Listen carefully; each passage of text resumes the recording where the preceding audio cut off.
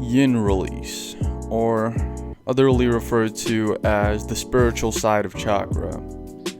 It isn't as relevant or as commonly explored as other forms of chakra, but in its base, it is most commonly used in Genjutsu. Some other clans also make use of it in their hidden techniques. For example, the Nara clan, who use Yin-Releaase to manipulate and control their own shadows. What if Naruto not only had an adaptability to Yin-Releaase, but had someone who would train him in the ways of Yin-Releaase? Well, that's what we will be going over today, so if you have not yet, make sure to sit back, relax, and enjoy. So without further ado, roll that intro.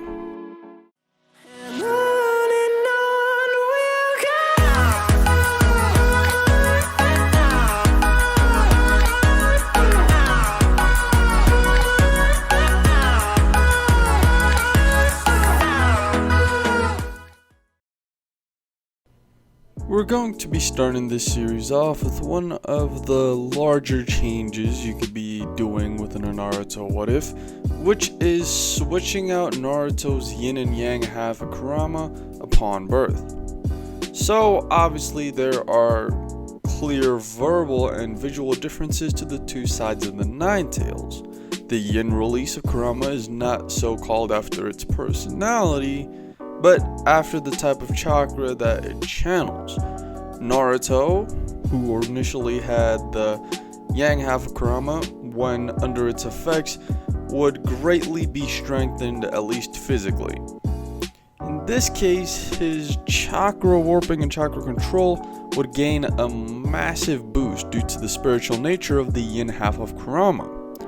Obviously, this part of Kurama's personality will later on play into account, but for now, the seal is way too powerful for that to even occur.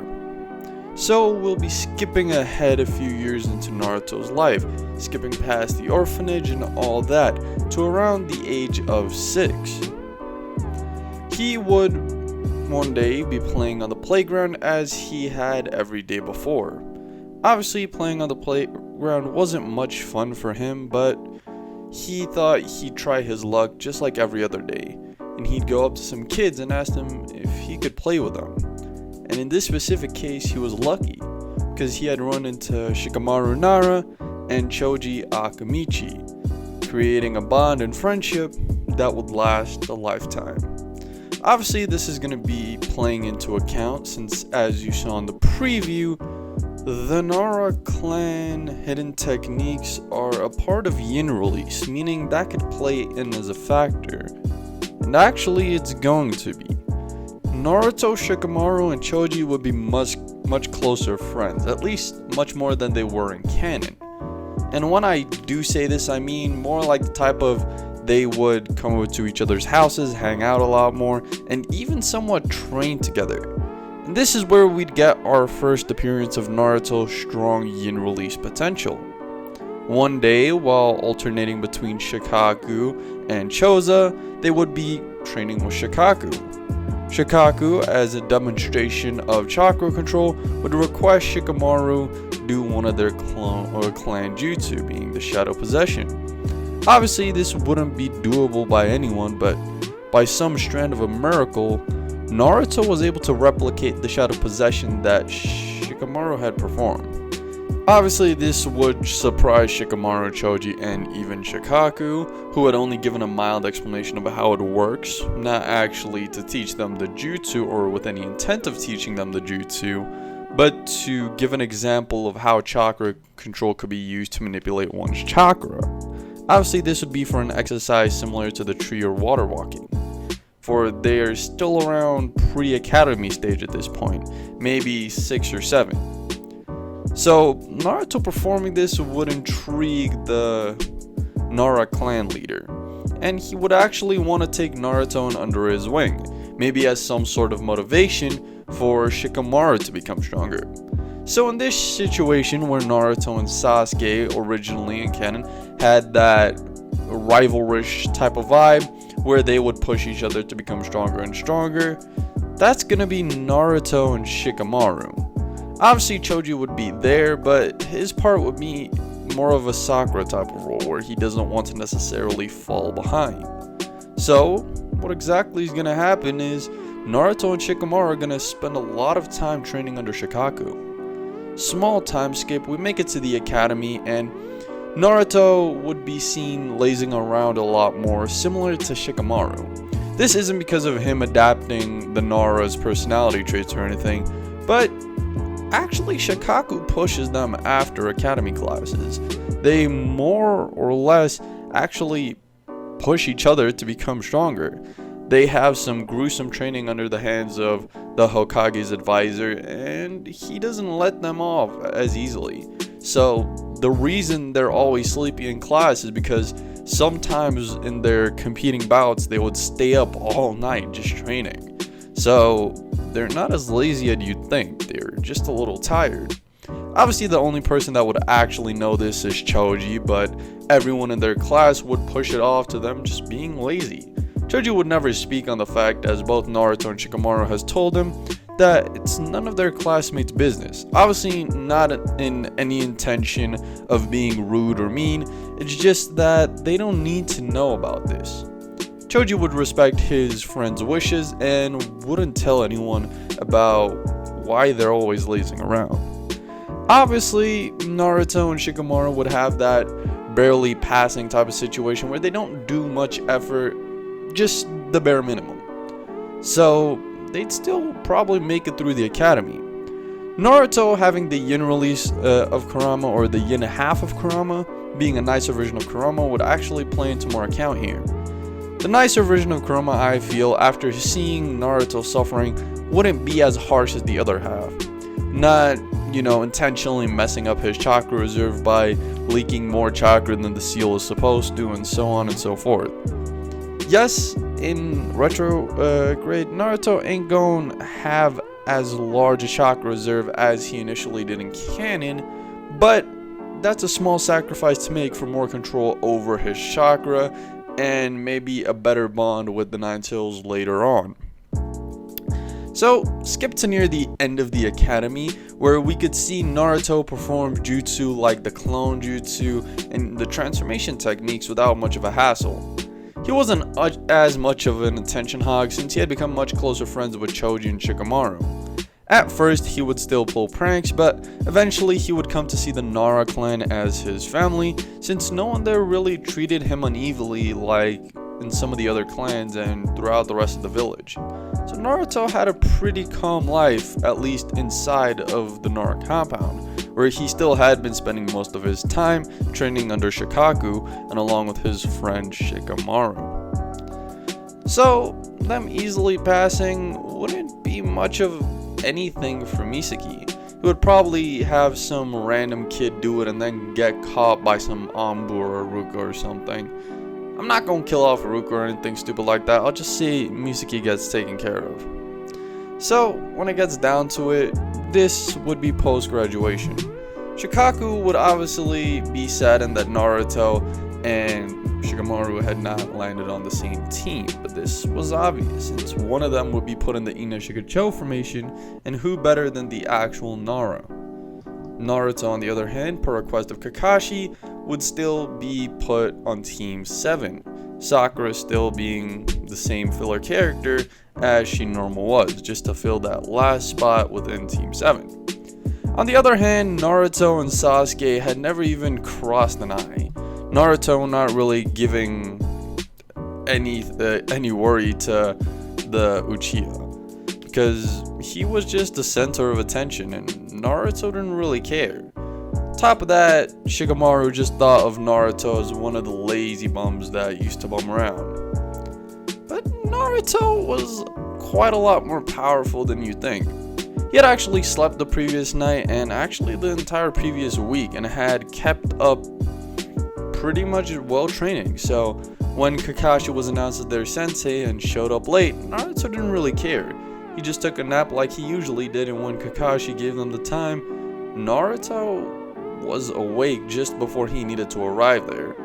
In a typical Nara fashion, he'd arrive late due to quote-unquote laziness, but obviously just because he wanted to put in some extra sleep.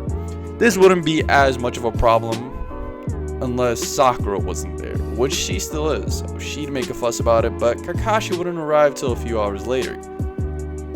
And when it does come down to it, when Kakashi would do the entire thing where he announces the bell test, Naruto would be more prepared. He would do everything the typical shinobi would, but would eventually step out to actually take up the Jonin's test. Obviously, he would have figured by now that teamwork will play a part in it, but he actually didn't want to show off to his new teammates some, still having that typical Naruto ego. On the other hand, he had the smarts to back it. Sure, he has never actually beat Shikamaru in a game of shogi, but one day he will. Obviously, even in the Nara clan, the only person he is second to is Shukaku, and obviously the young Shikamaru. So he's no one to actually think of lowly, because he's actually really smart, really powerful, and he'd take this opportunity to show that off. He would use many jutsu like the shadow possession and even the shadow stitching to try and off-guard Kakashi. Obviously, this wouldn't be anything, as the Jonin could always just use a substitution if he is in enough of a bind, but it never comes down to it. Kakashi would see that all Naruto was doing was buying some time for himself to think, as he wasn't taking it all that seriously. It was just a moment to be flashy. He had caught Kakashi in one or two shadow possessions, but Kakashi had realized Naruto had let him slip, when Naruto would jump back into the forest. Obviously, he had seen that Naruto had already mastered things like water and tree walking, or at least tree walking. So he would leap back into the forest to actually communicate with his teammates. He would try Sasuke, obviously being the stronger person, but after Sasuke saw Naruto actually keeping up with Kakashi, he would have something to prove and would refuse to work with the young blonde, and would go off to do his own thing. On the other hand, Sakura had just been caught in a Genjutsu. Unlike how it happened in canon, this is what happened. She would have been the first of Team 7 to be caught by Kakashi, or taken down by Kakashi. Naruto, on the other hand, moments after finding her, would release her from this Genjutsu. Obviously, Shukaku would have taught him, Shikamaru, and maybe even Choji all about Genjutsu, since Genjutsu is closely related to Yin-Releaase, and Yin-Release is what they use to focus their jutsu on. On the other hand, Naruto, after releasing Sakura, would receive a thank you. She would obviously bring up the fact that his personality out here today alone was much different from what he had displayed during classes. He would explain that he's not necessarily a lazy human being, it's just sometimes he's a little tired. She would obviously just shrug it off to him just making excuses, as he'd rub the back of his head and giggle when he would announce his plan for teamwork. But we wouldn't see much of this, as we would fade into the sunset and we'd see Team 7 gather once again, which means we could just safely assume that they had passed. We see that some time has passed since we had last encountered Team 7, and that they are currently in the middle of a mission. What this mission is exactly is not made clear to us, as we see them communicating with a short-range comm system, with Naruto, the seemingly leader of the group, saying, "Commence Operation Delta." We see Sasuke and Sakura jumping into an alleyway and seemingly cornering a cat, which would then run to the only exit it clearly sees. And when it does, it would find that it's on a ledge. Obviously, being a cat, it would have no problem jumping, but where it lands is where the problem is. Naruto had stood there ready with the shadow possession and had caught this cat in it. As we'd see next, Sakura would jump down, picking up the cat, saying, "Got him! Team 7 mission successful." We will then skip to the Hokage office and see that this is a D-rank mission often given to Genin to strengthen their teamwork, as we'd see them actually requesting a higher ranking mission. Obviously, this would be seen as nagging, and even Iruka, their sensei from the academy, would ask them if they're really sure. He doesn't really think that they're ready to go on yet. But on the other hand, Naruto was just hanging back, being quite lazy. Him and Shikamaru had been working pretty hard with the Naras lately. A month had in fact passed since they had graduated, and they didn't want to stay on the same level they had been leaving the academy. So he himself was also eager to get an actual mission. He just didn't mention so. Kakashi, on the other hand, wanted to see his team prosper as well, so he would only nod and say that he thinks his team's ready. Hiruzen would give in as he would take out a C-rank scroll and seemingly call someone else inside. Enter a drunk bridge builder. The Land of Waves mission, as we so refer to it, is then explained to the kids how they have to protect this bridge builder and make sure that he finishes the bridge between the Land of Waves and the Land of Fire. They would accept this, obviously wanting to prove themselves being capable of higher ranked missions like this. Not only does it pay more, but it would also give them more background as a shinobi, if I could so call it. So they would proceed to move on to go through the Land of Waves, and this is where things get a little complicated. I want to skip over as much as I can, but I still need to go over some minor stuff, like them gathering equipment, meeting up at the gate, and starting their travels. Naruto, on the other hand, had actually been studying Genjutsu quite a lot.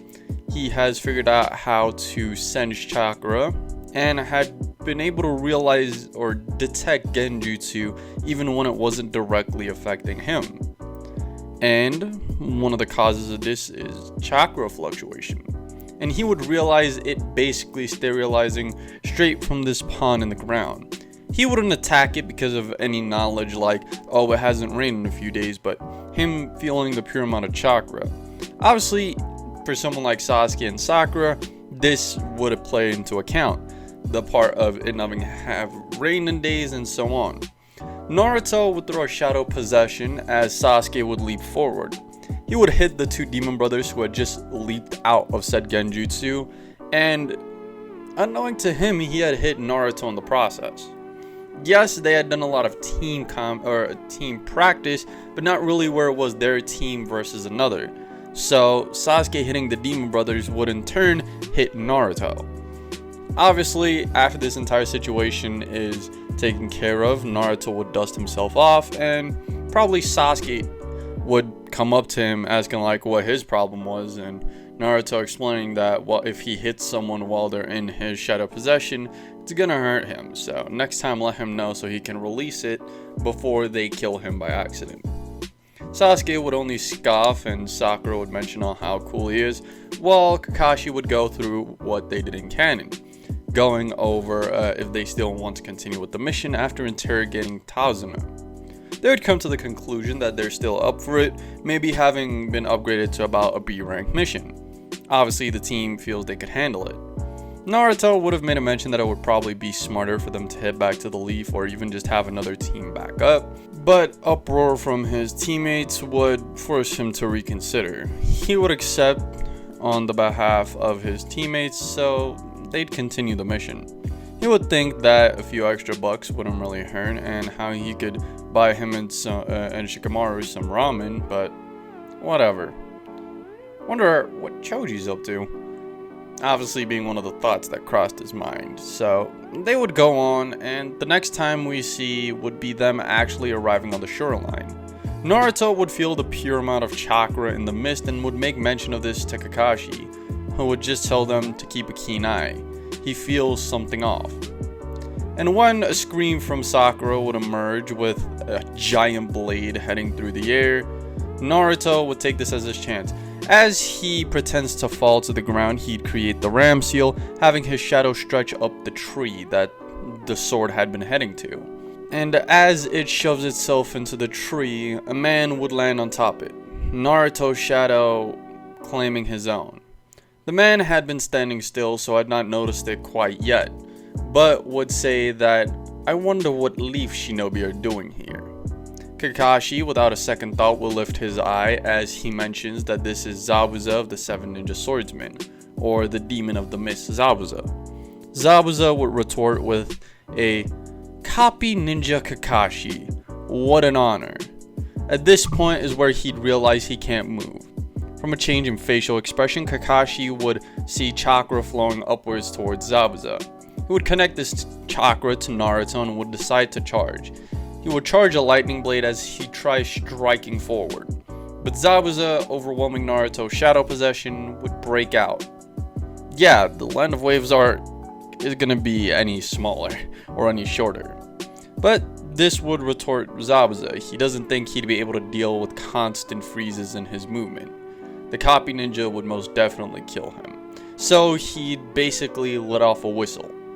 This would end with Haku landing there as well. And we'd have a pretty mild battle between them. The Zabuza versus Kakashi going similar, and Haku not actually breaking out his demon ice mirrors or whatever they were called.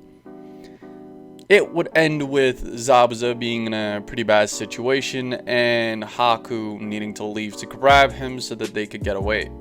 They didn't end up taking out either side, and the only real null they would have found was that Kakashi had been slightly exhausted. And yes, more or less to the same point, he wasn't canon. So the bridge builder would offer Team 7 residence in his home to where Kakashi would be able to sleep. The team would meet Tauzuna's family, but I'm not going to go over the entire Tonori situation, since all of us know how that usually plays out. On the other hand, I will skip to when Kakashi wakes up. When he does, he will obviously try training them, but Sakura would almost catch on immediately to the tree walking, and Naruto already knows about water and tree walking, so it's not really a hassle for him. The only person that this would actually work on would be Sasuke. Obviously, he would want Naruto and Sakura just to go over basic combat stances, but they would retort. They can't just keep learning the same thing over and over. It's not really gonna help them win this fight. Naruto, who would usually be lazy, is actually pretty upbeat today, since he had been sleeping just about as how long Kakashi has. So when Kakashi sees this, he would opt in to actually teach them something. He would get them started on minor Genjutsu, or how Genjutsu works, meaning basically putting chakra into your opponent's mind to alter their vision, or not their actual vision, but their perception of what's happening around them. So this is no easy task, and they'd be able to do the very least by the time the 1 week is over. We see Sasuke not only mastering the tree walking with Naruto and Sakura's help, but even Sakura and Sasuke both getting water walking down. For simplicity's sake, I will say that Sakura, on the other hand, did not have much change. She had not learned much Genjutsu, but had at least learned how to sense chakra because of how Genjutsu works.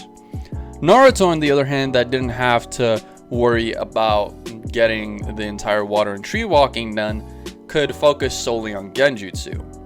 Obviously, nothing extreme, merely the basic.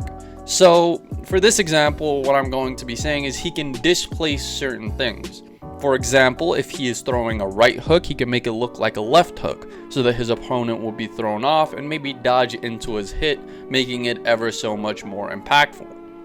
Or just change slight things, as he could pretend to be casting a Genjutsu, but instead make his already existing shadow possession invisible, meaning his opponent wouldn't really be aware of this. Yes, not the traditional sense of how to use the shadow possession, or just increasing its speed and capacity, but instead manipulating how it appears to trick your opponent. Obviously, this would only work once or twice before being noticeable, but that once or twice could save a life or two. So he would hold it up his sleeve for now. He didn't really reveal it to his teammates, but his sensei had caught a glimpse of it while their training was in progress. Next time we'd see the whole team gathering, it wouldn't be the whole team. It would actually be Kakashi, Sakura, and Sasuke all preparing to take a dual shift or a combo shift to take care of the bridge builder. The bridge is about 60 to 70% done, so this is one of the more vital times. Naruto had been practicing his Genjutsu all the previous night. Obviously, the only one that had known this was Kakashi. Naruto likes to keep the premise that he seems lazy to at least his teammates. So Kakashi would let him rest, not wanting to push him all that further. So we'd still get Naruto saving Tsunade and his mother. So skipping past that, we'd see Zabuza and Haku appearing on the bridge like normal, with Naruto still yet to be there. And for the most part, under this condition, it will play out the same. Kakashi and Sasuke getting into their situations, with Naruto eventually leaping into Haku's ice dome to try and save Sasuke. We're not really gonna go over what's happening with Kakashi, maybe have him throw a few Naruto inspired Genjutsu in there, but for Naruto and Sasuke is where it's gonna change. Haku is gonna need to be a lot more careful when it comes to Naruto, cause if he gets caught in even a single one of Naruto's shadow possessions, he's pretty much screwed. Since none of them had spent as long doing the tree or water walking, or just the tree walking, Naruto would have never had his altercation with Haku. So, for all they know, this is just some random kid. And on top of that, Haku did study the Nara jutsu after Naruto's entire charade with Zabuza, and would figure out that there are a variety of Nara jutsu, including a mass area of effect shadow possession, which is what he would be most cautious of, making sure he could at least substitute out of the dome if ever needed. So we'd see some time pass and Naruto fail a few shadow possessions, and even casting a few minor genjutsu. Nothing extreme, but at least notable to Haku. So the next time that Naruto would try and cast one, Haku would try and take this as a chance to target Naruto directly. But what Haku would not realize is this was actually a disguised shadow possession, which would catch him. Sasuke would take this exact opportunity to leap over Naruto as Naruto would release it, having them land their first successful blow on the boy in the mask, or the seeming hunter nin. So this is an accomplishment for them, but they can't lack yet. Haku still greatly outspeeds them, and Naruto had used quite a bit of chakra, having less than he had in canon of course, but this isn't close to enough for him to actually whittle down his reserves. So we'd see a similar altercation happen to what did in canon. Obviously, Naruto now can't use this technique anymore, since Haku would be able to see through it, not targeting Naruto. But Haku would find an exact moment where he might be able to hit the boy, and this is where Sasuke would step in. He would push Naruto out of the way, tanking the hits, obviously having realized that Naruto was probably their only chance of getting out of here. In this exact moment, he would awaken his Sharingan and become slightly more useful.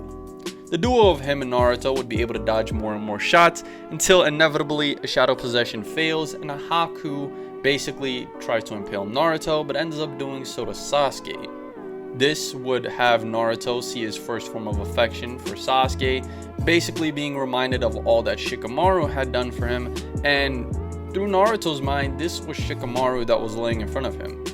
He would rage, going into Nine Tails Flurry, obviously not as powerful as it was in canon, since he has an alternate version of Kurama that gives him alternate boosts. This would, in this canon timeline, be his first actual altercation with the Nine Tails. So when he ends up almost defeating Haku, Haku would actually use the substitution jutsu. But this wouldn't mean much, as Zabuza would end in a whistle. This means Haku would still take the Chidori and Zabuza will still die. This is where everything would go according to canon, leading to the bridge being named the Great Naruto Bridge, and so on and so forth. Team 7 would re-enter the Leaf, and seemingly without anyone noticing, probably after all the days of traveling back at non-shinobi pace, Naruto would successfully wander off from the group. None of them would actually successfully find out about this until they arrive at the Hokage office, where they're meant to give an mission report. Kakashi, being the first to notice, would disband the other two teammates who Sasuke would just glaring off the sky for some reason, while Sakura would obviously complain about Naruto's absence. He'd send them off, proclaiming that he would be the one that's taking care of the entire mission report so they don't have to worry about it. They would nod as Sakura would try and make advances towards Sasuke, but as always, he'd shrug her off. Naruto, on the other hand, had made his way to the Nara compound, and when he arrived, he had found out that majority of the Nara weren't actually there. They were actually out on a mission. Not a mission in the sense of we need to take everyone on a certain clan and send them. No. More of a mission for the next generation. And what this necessarily means is the Nara deer situation. So when a Nara turns adolescent, they're taken to the Nara forest where they would then interact with the Nara deer. For Shikamaru, this occasion would be right now, just before the Chunin exams hit. Obviously, Naruto would not be participating in this because he had actually requested not to. Obviously, he had been treated as a part of the Nara clan even though he had not been. When it was offered to him, he had to refuse this offer not by demand, but because he didn't feel comfortable partaking in it. Yes, he feels like this is his family and home, but he doesn't want to be taking that away from everyone else. So, days would pass and Naruto would have an interaction with Shukaku and Shikamaru about what had happened at the Land of Waves. And by what happened, I'm obviously talking about what had initially happened to where he had tapped into the Nine Tails power. Obviously, we're not going to get into that too much, but we skipped to the Chunin exams, or at least the day before the Chunin exams when Team 7 had met up with Kakashi once again. Just like in canon, he would explain the entire premise of the Chunin exams, giving them each a slip. What does this slip specifically do, you ask? Well, they need to fill it in with all their information, and it requires all three of them to be present at the exams for them to be able to move on to Chunin. Obviously, this entails higher ranked missions, not all the way up to the rank of Zabuza and Haku, but on similar status quo. So, obviously, the team would all be pretty excited to do so, and would go their separate ways considering what just happened. The next day, or at least the next morning, Naruto would almost miss it, but would actually be surprised to be woken up by Shikamaru of all people, while Sakura was having her entire debacle if she wanted to participate, because if so, her team might get held back by her. Because remember, in this version, Naruto never failed, nor was ever seen as a failure in general. And on top of that, he never bothered Sakura as much, so she had no direct hatred or annoyance towards him. He was just like everyone else to her at that point. On the other hand, Sasuke had been replaying this interaction he had had the day prior. Naruto and Shikamaru had been walking through the streets as they were both presented with the opportunity to enter the Chunin exams. And eventually they would run into some genin from the sand. Obviously, this would be the entire Sand meets Konoha situation where Kankuro was basically bullying Konohamaru. So Konohamaru wasn't known by Naruto nor Shikamaru, but he was known of. Obviously, him being the honorable grandson and Naruto being a lot more knowledgeable would know about the entire situation. He would stand up for Konohamaru, and it would lead to similar things than normal. Shikamaru would just stand by idly, not really wanting to interfere. More of it's too much of a disturbance to do anything about than him not wanting to interfere in that sense.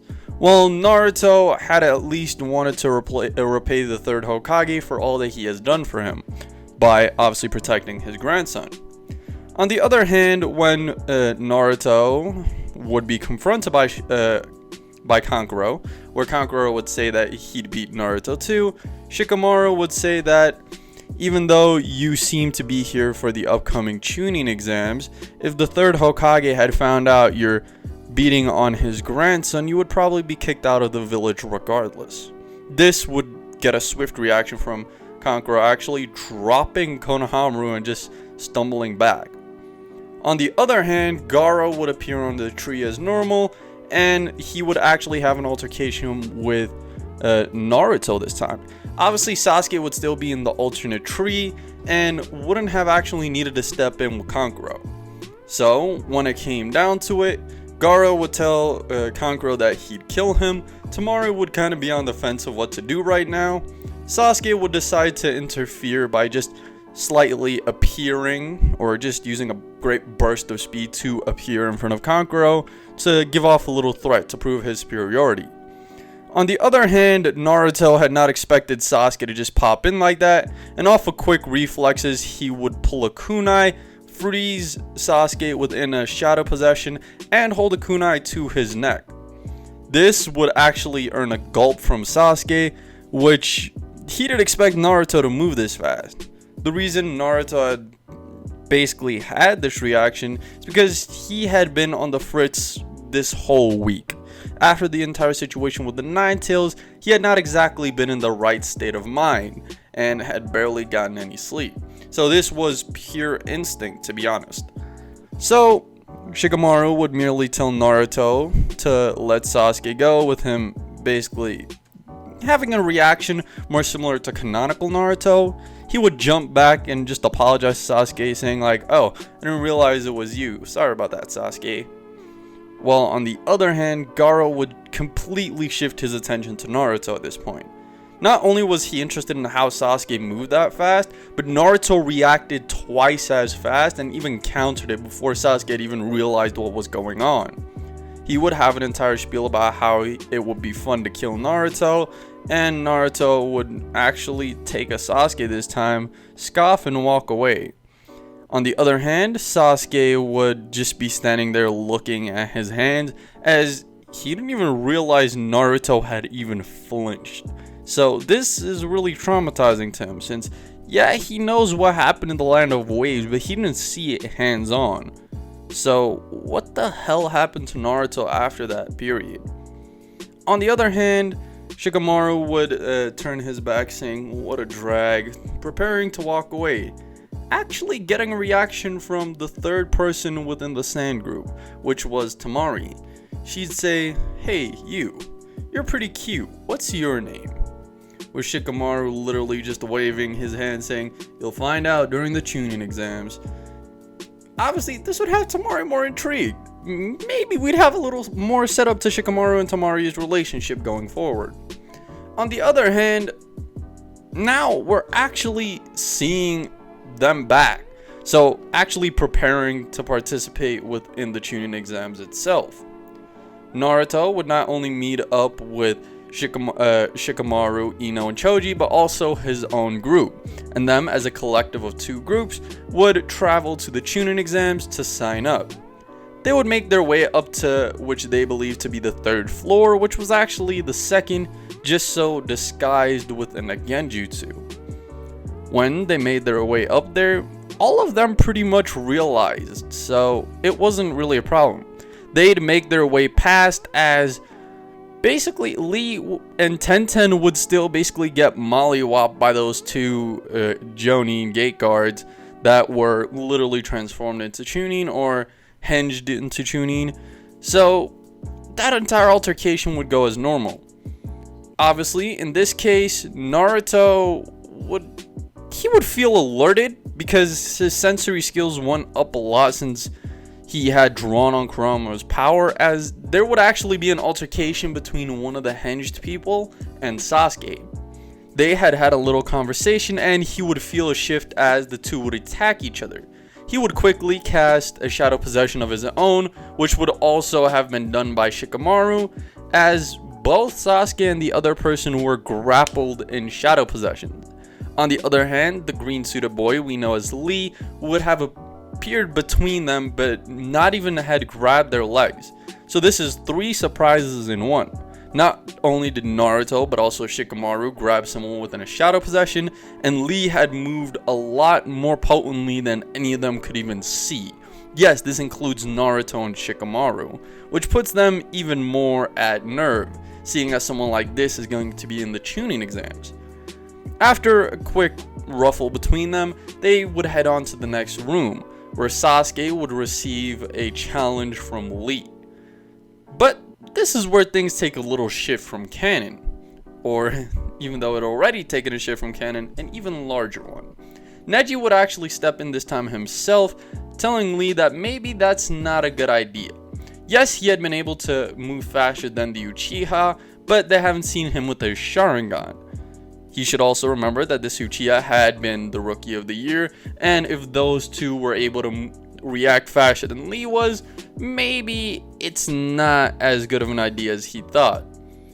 Lee would have an argument with Neji, and it would actually end with Lee accepting Neji's terms for them to interact within the Chunin exam's final, which is a one-on-one battle till you get to the top.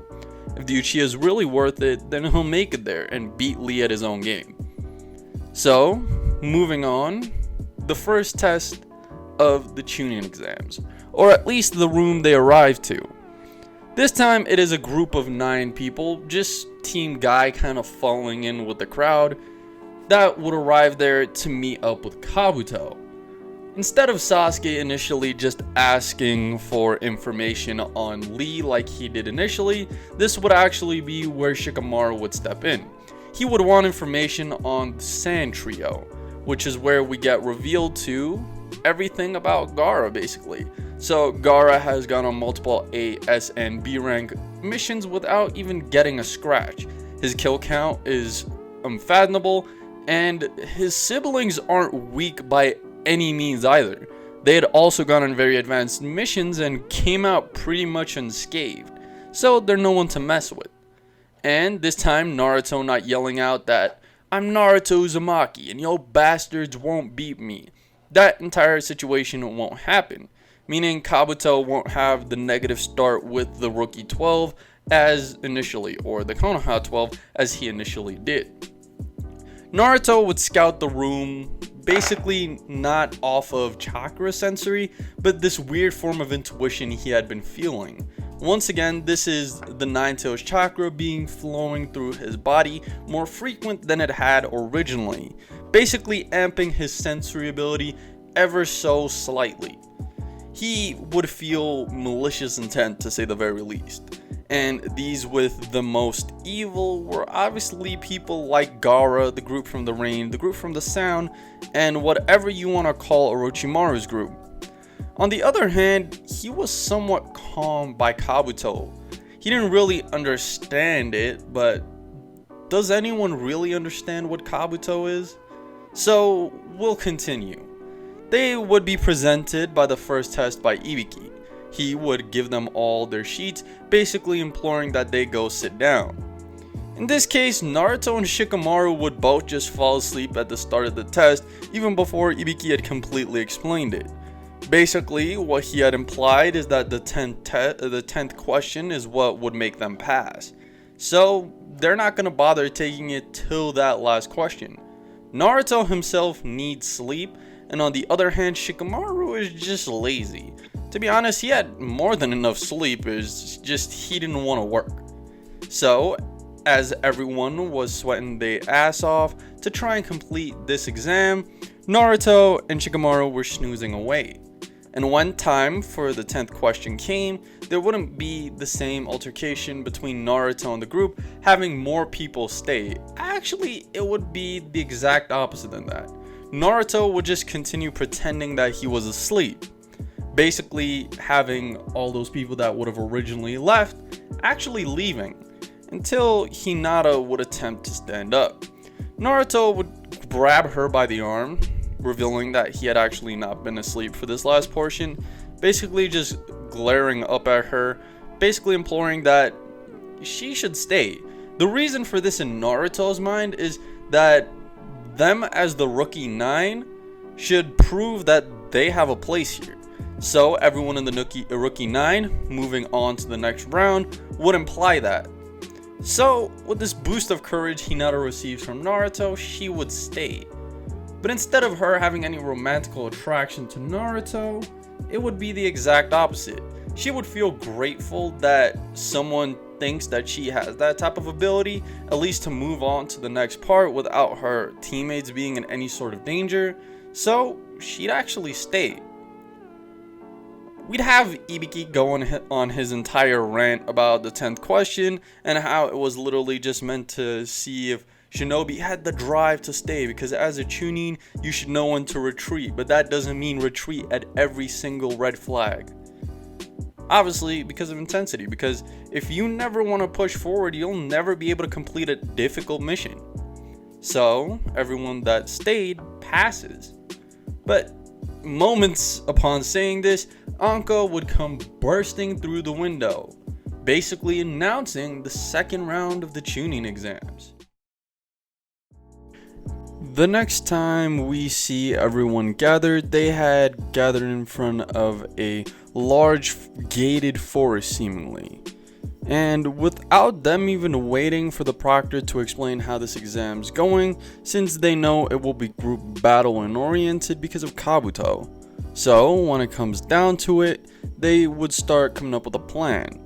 Sakura would, just off of pure intuition, go to Naruto, because he had seemed as a leading figure up until this point.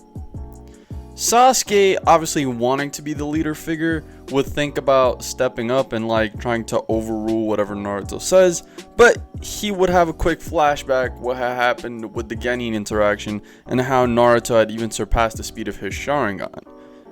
This was a pretty large surprise, so he's not gonna do anything for now. Plus, Naruto has an intuition for these type of things, especially when it comes down to strategy. So following him might just be the more logical decision. This might make him the bigger person for letting Naruto take it. Or at least this is what's going on in Sasuke's mind. On the other hand, moments after they start conversing, a shuriken would be thrown at Naruto. He would recognize it approaching within moments, and would only slightly tilt his head for it to miss. This shuriken had come from the proctor, and she had been surprised Naruto was able to realize it coming at least that speed.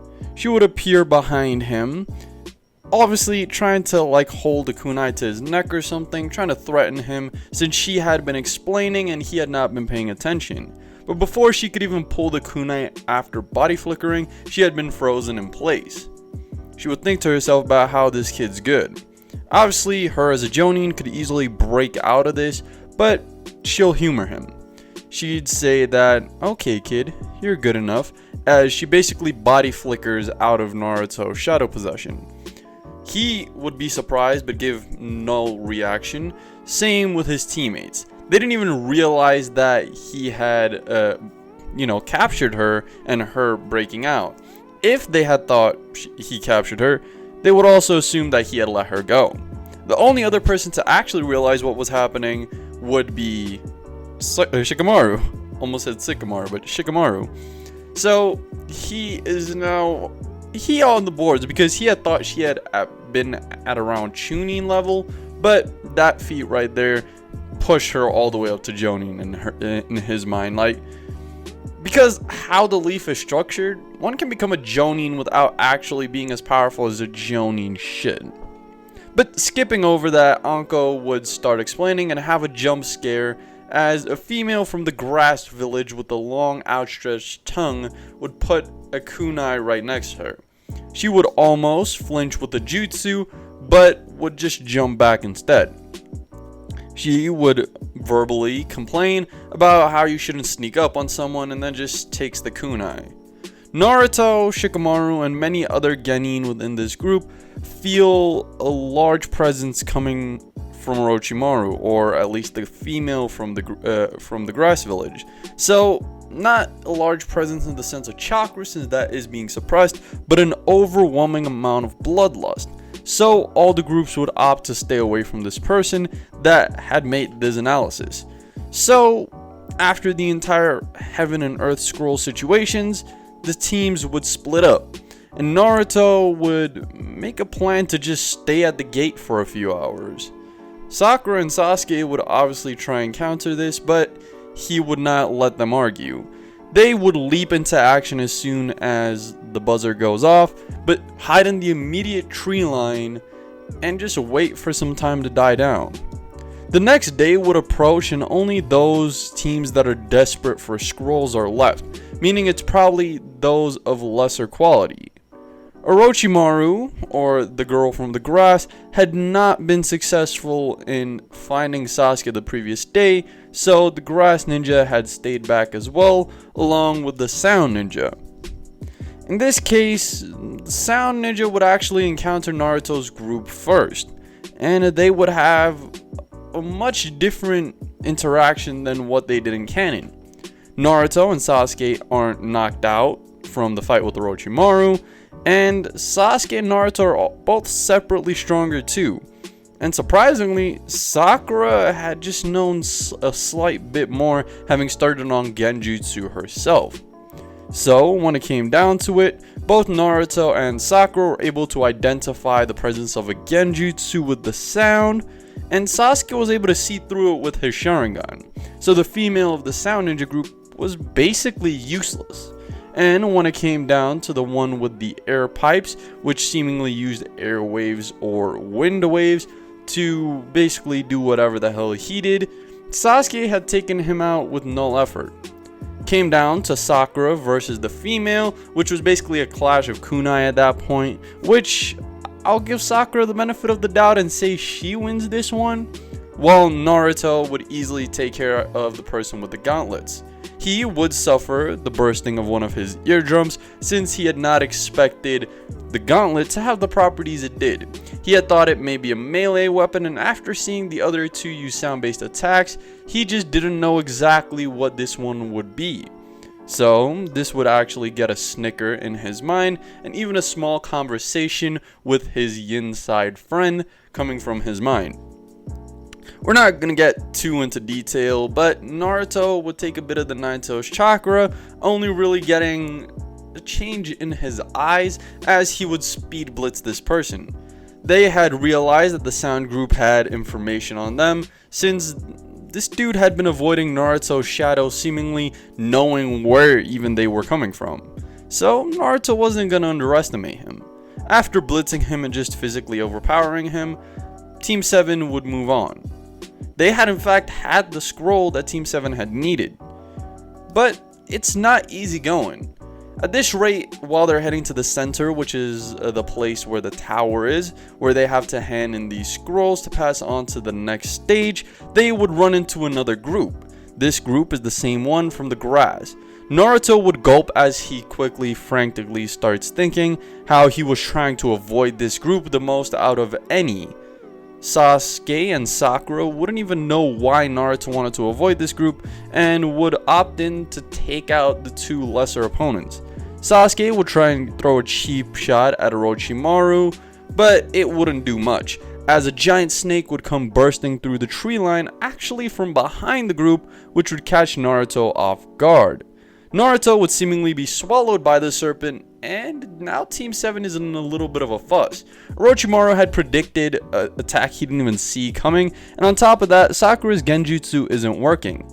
They'd also just witnessed their teammate swallowed whole, so they're not in the right state of mind, to say the very least.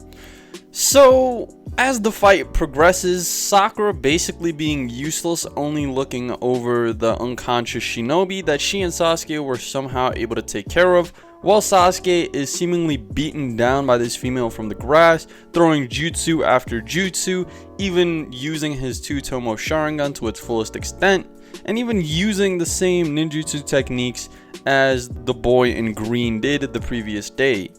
So, when it came down to it, Sasuke was virtually useless against Orochimaru, and he was gonna die regardless. Sasuke would be surprised as the person's neck would suddenly extend, seemingly, as his head is flung towards Sasuke, basically impaling his neck. Sasuke would obviously wince from the pain, but this wouldn't confuse him too much as he'd be able to get off the hand signs for a fire-style fireball jutsu, burning off this person's face. We'd see the serpent from earlier dispel, meaning that Naruto should have gone with it, right? Actually, no. Naruto had replaced himself with the normal clone technique, which was only an illusion. The serpent didn't fall for it, but Orochimaru did, since he didn't expect someone to use such a meaningless jutsu in something this intense. So, the actual Naruto had been hiding in the tree lines, and after Orochimaru's face had been uncovered, Naruto, without even looking who it was, would take this as an opportunity. He would temporarily trap Orochimaru in a shadow possession, which Orochimaru didn't expect. Now, Naruto calls upon the power of the Nine Tails as it would slowly start creeping up his body. But why? Naruto didn't learn anything like the shadow choking or shadow stitching, did he? In fact, no. This is actually the yin side of Kurama, enhancing his jutsu even further to reach new extents. Naruto would basically command his teammates to make a leave while he takes care of this person, with both of them having obvious objections. Sasuke needing to prove himself, and Sakura not wanting to leave them behind. But after a quick back and forth argument that could only have lasted a few seconds, Sakura and Sasuke would be off. Sasuke would eventually faint, from which Sakura knows is the mark that Orochimaru had placed on his neck. But on the other hand, Sasuke had just assumed that this was exhaustion. So she would find a branch somewhere where she would keep Sasuke under until Naruto had regrouped with them, since he had their scrolls in fact. Naruto, on the other hand, Shadow had turned completely blood red, and had seemingly started creeping even further up Orochimaru's body, even reaching his waistline. But this wouldn't make much progress, as it would turn into mud seemingly. It had been a mud clone all along, and still given Sasuke that much trouble? No. This person had substituted with the mud clone after that fireball connected. So, they were playing it safe. Naruto would hear a laugh echoing in the distance as he would say, "Well, young Nine Tails, I didn't expect this much from you, but I will be keeping my eyes on you. Why would you try something so meaningless?" As Naruto would recognize who this is. Not the voice or anything like that, but he had finally put it together in his head. The slight bit of the face he could see, the forbidden jutsu being used, the snake-like abilities, and summoning. This was the snake sounding Orochimaru.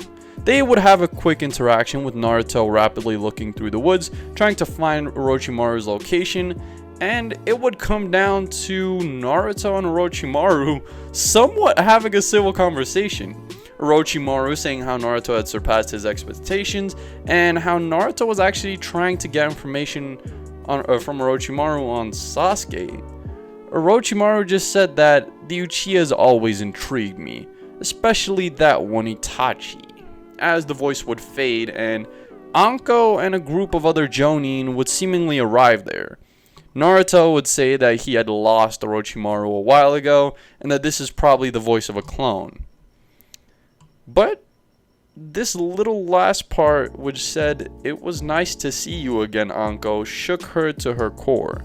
Even though she had Jonin and Anbu on her tail, she still doesn't think they'd be able to take care of that bastard Orochimaru. So, when it comes down to it, Sasuke, or at least in this case Naruto, would be shrugged off to rejoin his team and finish this entire finale situation. So, Naruto, after regrouping, would help Sakura move Sasuke back to the tower. Sasuke would have woken up in due time, and when it came down to it, Team 7 had still made it to the semi-finals in this case. So after a few days left of resting for the rest of the groups to be taken account of, they would see that the sound group they had dealt with on the second day had somehow made it back and are also in this competition. The third Hokage would come up and say how there are still too many participants regardless of the change we had made in the first round. So there would be a semi-final to trim it down so that the finale wouldn't last too long, as nobles from all lands and countries would come to watch this. The children would accept, and for the most part matchups would be the same as in canon. And as we have up until now, we're giving Sakura the benefit of the doubt and saying that this little bit extra knowledge and training that she had would give her the upper edge against Ino, if it be a simple Genjutsu or anything of the sorts. So when it came down to it, Sakura would be put against the male from the sound team. Sasuke would still struggle as much as he did in his fight, and Naruto's would be a lot more interesting. He would get some slander from Kiba saying about how easily it would be to take care of him, and how Kiba thinks that Naruto's nothing but a lazy bum just like Shikamaru. Naruto had not been affected by most of the slander until the Shikamaru part. This had ticked him off a bit when Kiba said something about how those useless Nara raise all their kids like this. It just hit Naruto in a different place, and he would end up taking this seriously. Kiba would use his Fang over Fang and try and rip out of Naruto's shadow possession, but it wouldn't even work. Kiba would be suspended in mid-air as he'd fall down to the ground from this shadow possession, and Naruto would look at him and snicker. Naruto had before the battle moved his weapon pouch up to his arm, as he would take out a kunai. Kiba, obviously not having this same benefit, could not do this. Akamaru had seemingly been knocked out by a kunai Naruto had thrown prior. You'd think that he would have died. Actually no, it was a dulled kunai. Naruto had expected to need to use a dull kunai at some point. So he would walk ever the closer to Kiba as he would hold the knife to his throat. Kiba wouldn't be able to do anything in this situation, and as he was about to concede, the slightly bruised Akamaru would stand up and start biting Naruto on the leg. He would look up at the proctor of the 2.5 exam, aka the semifinals, which would then still declare the match in Naruto's favor, since Akamaru biting Naruto on the leg would be the same as a kunai just falling next to him. It wouldn't really be anything that would signify a victory. Basically having a new roster for what would happen during the actual finals, with Sakura moving on to face the Sound Genin. After their fights, Team 7 would decide to stick around a little longer. Yes, in canon, Sasuke would have been dragged away after his fight to have his curse mark sealed even further, which would still happen. But Naruto and Sakura, on the other hand, would stay back to see as much from their opponents as they possibly could, and would eventually be rejoined by their teammate Sasuke, but not until the middle of the Gaara and Lee fight. This would be around the time where Gaara is like getting mad obsessed and like crazy and stuff, and Lee has to unleash the gates. This puts into perspective for Team 7 how much more powerful their opponents are than them, giving them even more motivation to continue and push on further. And to their surprise, Lee would actually lose, and before his death, or before his almost death, some Jonin would jump in. Lee would be in pretty bad condition and would be sent off to the hospital with some broken bones and possibly not even being able to be a shinobi anymore. On the other hand, his teammate Neji would be overheard by Team 7, scoffing and talking about how he knew Lee would always be a failure, so on and so forth. And this would actually annoy Team 7 quite a bit, since Lee probably did more than Neji's even able to do. And that would just be confirmed by the next match, which in this case would be Neji versus Hinata. So he'd have that entire rant and basically one-sidedly bully Hinata, with the entirety of Team 7 stepping in before the Jonin did. Like, they had gotten so pissed at Neji's awful commentary that they had decided to step in and give him a piece of their minds.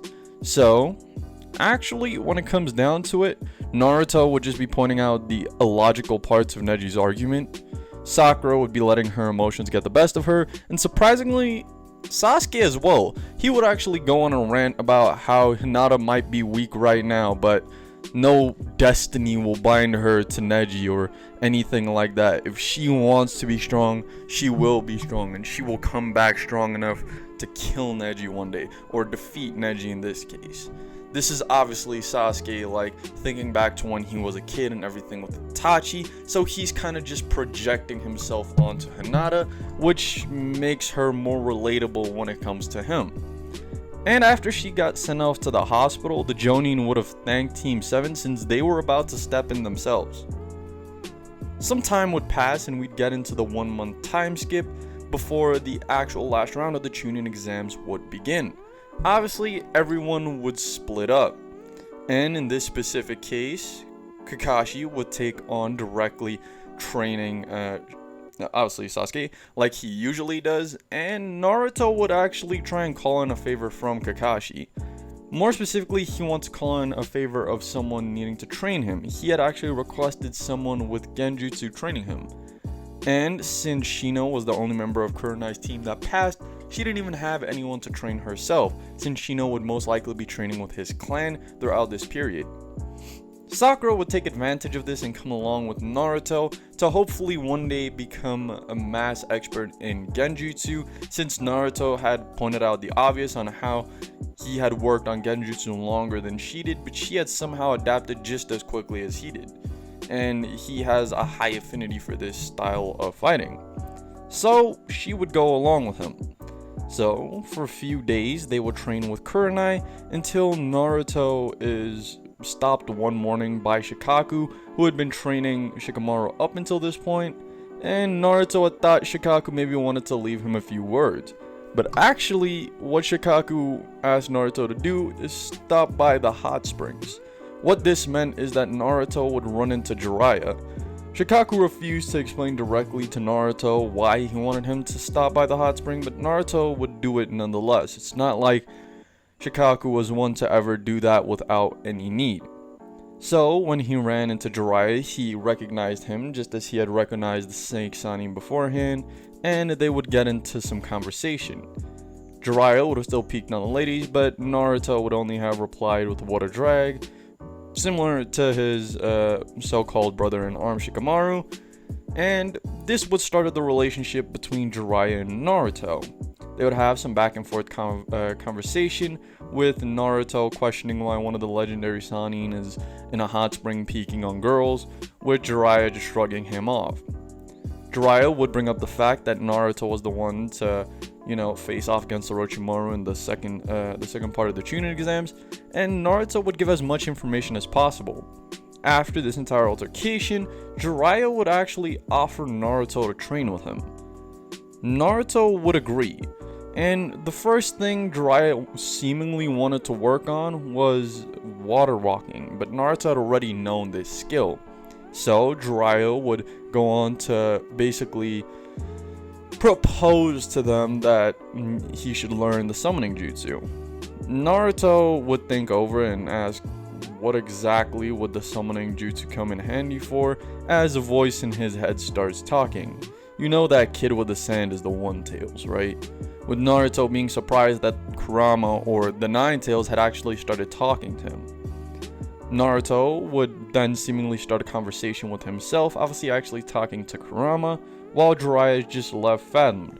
He would ask what Naruto is doing, and he says that the Nine Tails is telling him that a kid that participates in the Chunin exams is the Jinchuriki of the One Tails. This would surprise Jiraiya, for this entire summoning jutsu exercise wasn't actually for Naruto to do the summoning jutsu, but to tap into the summoning jutsu using Nine Tails chakra. And Naruto talking to the Nine Tails is him already doing that, but more. Maybe even him falling to the Nine Tails. This could cause some distress in Jiraiya, but Naruto would explain that for some reason, every now and then the Nine Tails talks to him and gives him helpful tips and stuff. Jiraiya would shrug it off and then ask Naruto if he wants to learn the summoning or not, with Naruto just saying, yeah, sure. Because if he goes one-tailed mode, I don't think I'd be able to stop him. Especially for the fact that my seal is completely closed, with Kurama just going back to sleep, not even bothering with the entire seal situation. Jiraiya would obviously be confused on how Naruto knows this, but Naruto would say, he would make some commentary about how Minato's seal was really good, and how obviously he, as Minato's son, has to become as good as seals one day. Obviously, this would hit Jiraiya like a truck, having seen Naruto figured out who his parents were, with Naruto literally just giggling and say, "If you can't figure it out, you're kind of dumb. I look exactly like he does, just with slit marks on the side of my face. Now don't I?"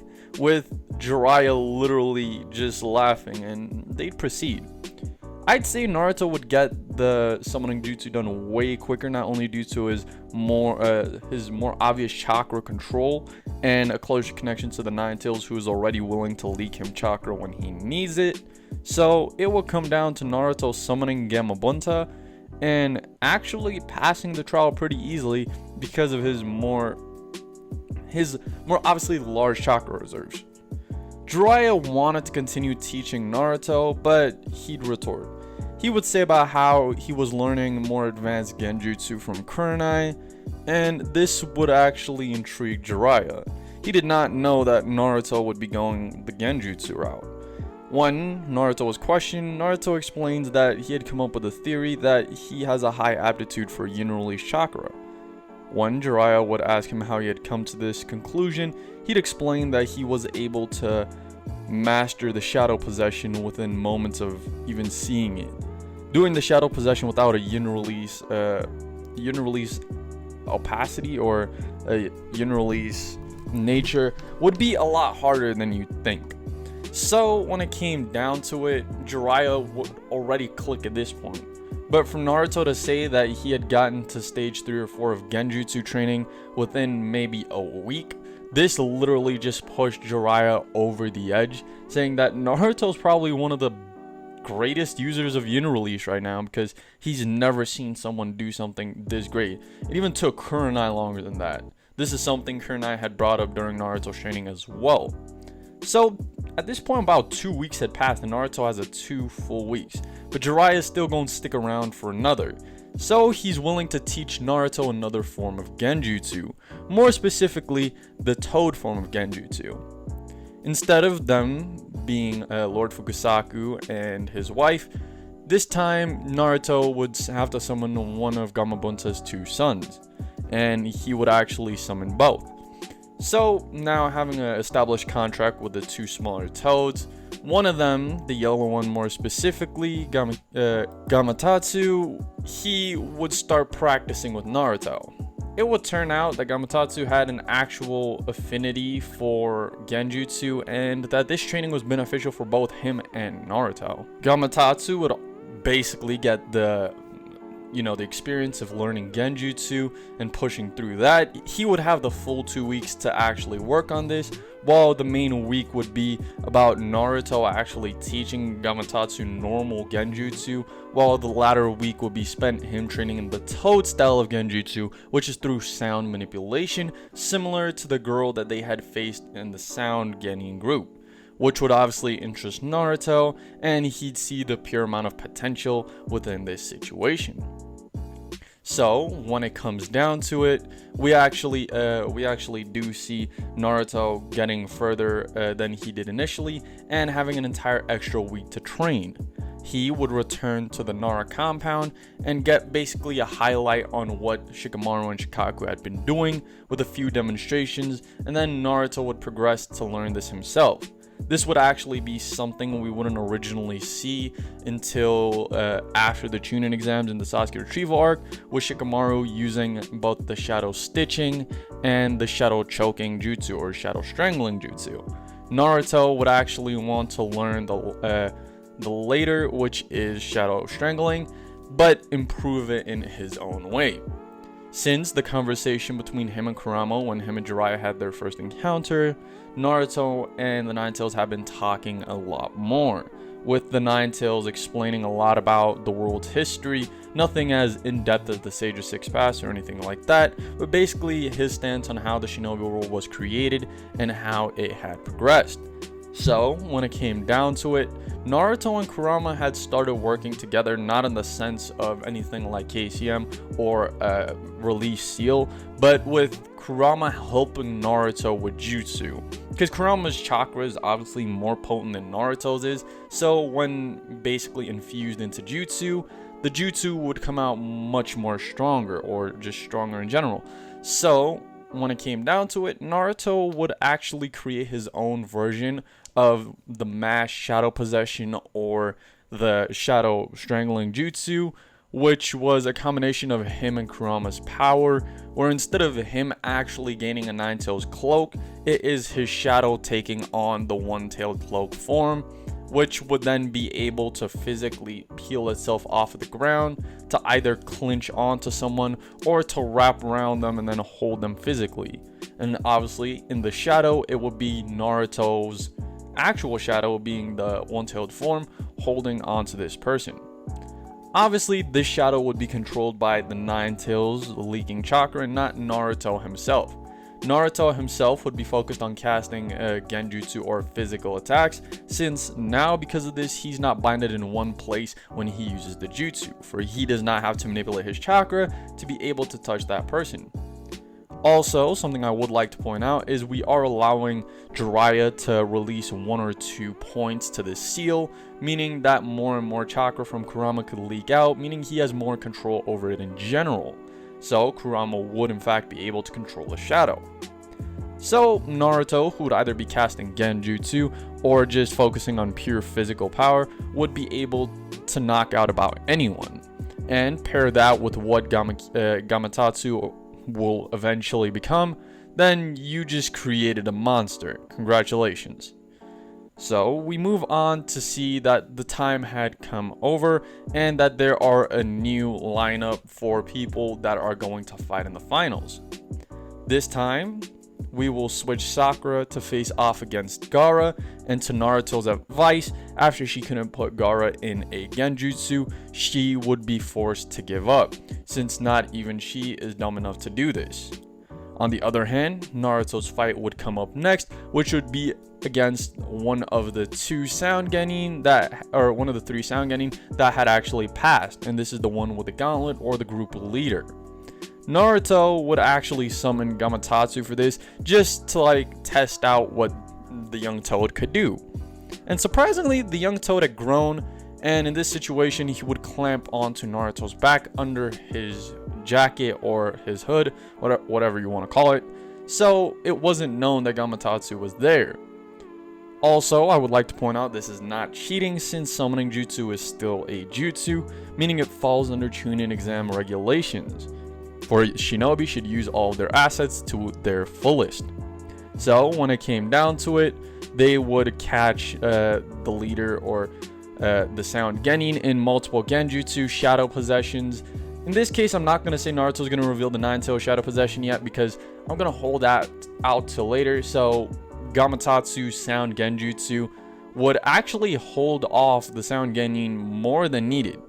Naruto had a few close calls, even bursting an eardrum at one point because of him getting in too close, and after that point he would literally just rely on genjutsu and shadow possessions. So I'll go over the basic strategy. Naruto would initially use a genjutsu to trap him in a shadow possession or an unexpected shadow possession and have him realize he's in a shadow possession, but release it without the genjutsu showing that he's no longer in the jutsu, meaning that Naruto could get in before the sound genin even realized he's free and actually land some valuable shots. So that would be the roundabout way that Naruto would gain an advantage in this fight would go, without needing to show off any of his higher tier skills. But during the whole fuss, Naruto's hood would get ripped and Gamatotsu would be revealed. Some people would be surprised, but this is when Naruto would decide to take it a little more seriously. He'd tell Gamatotsu to dispel himself, as he'd only nod and poof away, obviously signifying that this was a summoning, meaning that he could not be penalized for it. Naruto would now move on to not only destroy the sound genin's gauntlet, basically making his jutsu useless, but eventually just beat him to a living pulp, using his own genjutsu and just pure physical strength. So when it came down to it, Naruto would be progressed on to the next round within the same bracket as someone like Gaara. On the other hand, another fight would pass and we'd get on to the final fight, which would be Sasuke versus Gaara initially, but since Gaara was faced off against Sakura and she didn't even get hurt in this one, Sasuke would be paired up against Neji. So, for simplicity's sake, Sasuke is still sour about the entire altercation with Hinata, so that's gonna be interesting. As the next match would begin, the names would be called out. Neji Hyuga versus Sasuke Uchiha. Come down to the battlefield. After many calls, Sasuke had still not appeared when the proctor would himself say that last call for Sasuke Uchiha. Neji would turn around and start walking away as he grins and smugly thinks to himself that he knew that Uchiha was too much of a coward to face the power of the Byakugan or something along those lines. When a big swirl of wind and leaves would encapsulate the audience, or at least intrigue them to say the very least. As Neji would feel the breeze coming past him, he'd turn around to see Kakashi and Sasuke standing opposed to him. This would earn actually a reaction from Sakura, where she comments on how Sasuke is so cool and he does nothing but smirk. Naruto would give bare minimum reaction, similar to other Nara, or to Nara in general, as he would actually start thinking to himself, that smug bastard, always needing to be the cool guy. And that's how we're gonna get into the Neji versus Sasuke fight, so let's begin.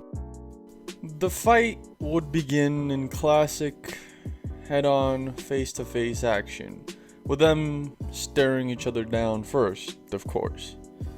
And when they moved, it was efficient. This wasn't anything like the Naruto versus Neji fight in canon, since for the most part, Neji was attempting to toy with Naruto. On the other hand, he's trying to humiliate Sasuke. He's trying to take him out as quickly as possible. You see them moving at speeds that most people wouldn't even be able to adapt to. But on the other hand, there are two people that are observing this a lot more closely than others, being Naruto and Shikamaru. Obviously, Naruto, for the fact that whoever wins here is gonna possibly be his opponent, so he needs to pay attention. And when it came down to it, Shikamaru was also watching, because he had known that Naruto had made a lot of progression with the Toad Sage Jiraiya in those 2 weeks. Just Naruto didn't reveal much about what he actually did. So they don't really know Naruto's true peak yet. On the other hand, this clash between Neji and Sasuke is one to remember, to say the very least. Obviously it started in a pure taijutsu battle at first, with both of them having their dojutsu flaring. Neji trying to land some Jugen strikes, while Sasuke is trying to avoid and deal as much damage as possible with physical strength alone. Eventually, it will break apart as Sasuke would throw multiple long-range jutsu, starting with the fireball, and then just expanding on his arsenal as the smoke grew, hopefully having taken Neji out, even if it had meant killing him. But what Sasuke would see is the smoke starting to swirl almost like a tornado as it fades and Neji stands in the middle. Obviously, most people don't know what this is, at least most of the civilians. The Hyuga members and even Sasuke himself and Naruto and Shikamaru knew exactly what this was. This was the Hyuga dome technique, or the palm rotation technique if you want to so call it. And when it came down to it, Sasuke could see through the smoke with his Sharingan, and Naruto and Shikamaru had just assumed so. They had been pretty knowledgeable about these type of things. And to the Hyuga members, they were more than surprised because Neji was never taught this, meaning he figured it out himself. So when it came down to it, the Hyuga were reassured that Neji, the Hyuga prodigy, is going to take this home. But maybe that won't come to fruition, as we'd continue. Sasuke wouldn't give up off the bat, but Neji would start getting sloppy. Even when it comes to close quarters to mid-range combat, Neji would throw off a few too many palm rotations, thinking that he's completely safe within this. Attempting multiple 32 and 64 palms, never actually landing any of them, or at least little to none. And when it came down to it, this fight wouldn't end as epic and extreme as you want to, since Sasuke only had to use a single one of his Chidori to break through the dome, or through the palm rotation, by disturbing his chakra and grabbing Neji physically out of it. As Neji would now be held up in the air, being held by the throat by Sasuke, he'd be slammed into the ground, which would be called a victory for Sasuke, as Neji had been unconscious. Too many palm rotations was used in that instant, and Neji exhausted himself. But nonetheless, the Hyuga, for the most part, were still proud of Neji for all that he accomplished. Because yes, Neji's still the Hyuga's prodigy. Sasuke, on the other hand, he's Konoha's prodigy, or at least that's what he's seen as.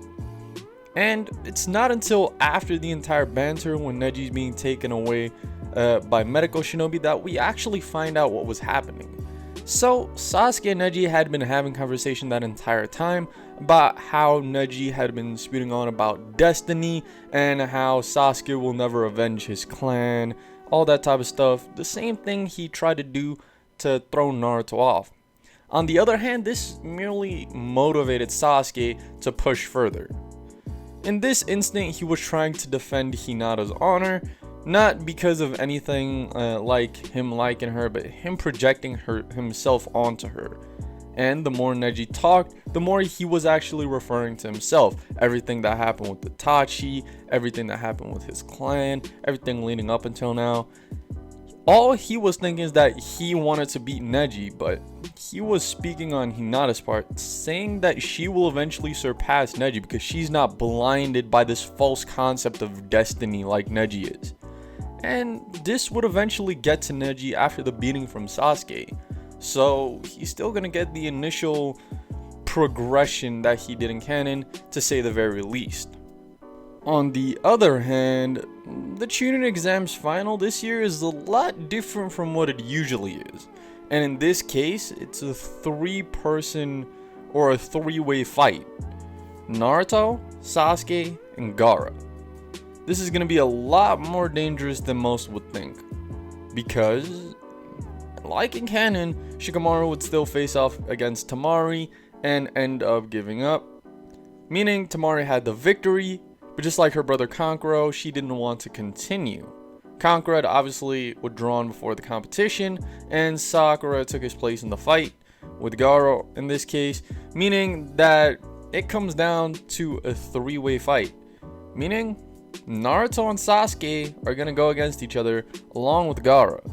So, they can't necessarily team up, but they can't necessarily just fight each other, for they both have seen how much of a threat Gaara is. So, this is probably going to be the more interesting fight out of the bunch. With Naruto constantly trying to put Gaara under Genjutsu, and every time Naruto does, Gaara just seems to get more and more powerful. Dangerous, to say the very least. As Sasuke would get more and more unnerved every time Gaara would seemingly fall under the Genjutsu, since more and more of Shukaku's power would release. Eventually, without much turmoil, Naruto would bind Gaara for Sasuke to only steal a hit. When it came down to it, this injured both Naruto and Gaara, so it wouldn't be any form of cross-teaming or anything like that. So, Gaara would eventually succumb to it and would go into the perfect dome to release his Shukaku form or his semi-Shukaku form. And when it came down to it, the Genjutsu would be inserted and Naruto and Sasuke would break out. Basically, Sasuke immediately chasing after Gaara, while Naruto would hang back for a bit. Naruto, like in the original, would temporarily group up with Shikamaru, Sakura, and others to then head after Sasuke and Gaara, just to make sure that they would 100% win. So Shikamaru would still be able to reveal his multi-shadow possession technique and maybe even multi-shadow strangling technique, depending on how we're going about this, against all those different sound Chunin. Neji would still be compelled to go after Hinata after the interaction he had with Sasuke, and then it would end up with Sakura and some others facing off against Kankura and Temari, while Naruto would successfully chase after Sasuke and Gaara. When it came down to it, Naruto would arrive as Sasuke was basically being thrown around like a rag, and he would step in like there's nothing that would stop him in this case. This is where the interesting part will come. Naruto would start showing off speed and strength that almost equals that of Lee. Not only would this surprise Sasuke heavily, yes, his curse mark did still activate, but no, he was not unconscious.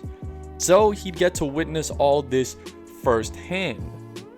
And when it comes down to it, we would also see that Gaara would be just as fearful as he had been of Lee, because Naruto's actually landing hits through his sand, which is dangerous to say the very least. And when it came down to it, we'd still have the scene of Gaara turning into Shukaku and Naruto needing to summon Gamabunta. Similar to in canon, after a short altercation between them, Naruto would have an idea. Obviously, Gamabunta saying they need claws would give Naruto the idea to turn into the Nine Tails, but his prior connection to the Nine Tails would have him do a jutsu he wanted to work on, something I had mentioned previously, which is the Nine Tails strangling technique.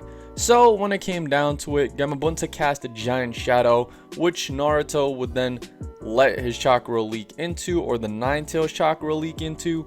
So while Naruto and Gamabunta were focusing on Shukaku, Kurama was wielding his chakra, or his shadow in this case, to go over Shukaku and then start grappling and holding him down. Eventually, after some back and forth, jutsu thrown both ways, physical combat, all that type of stuff, Kurama would finally lock down Shukaku into one spot.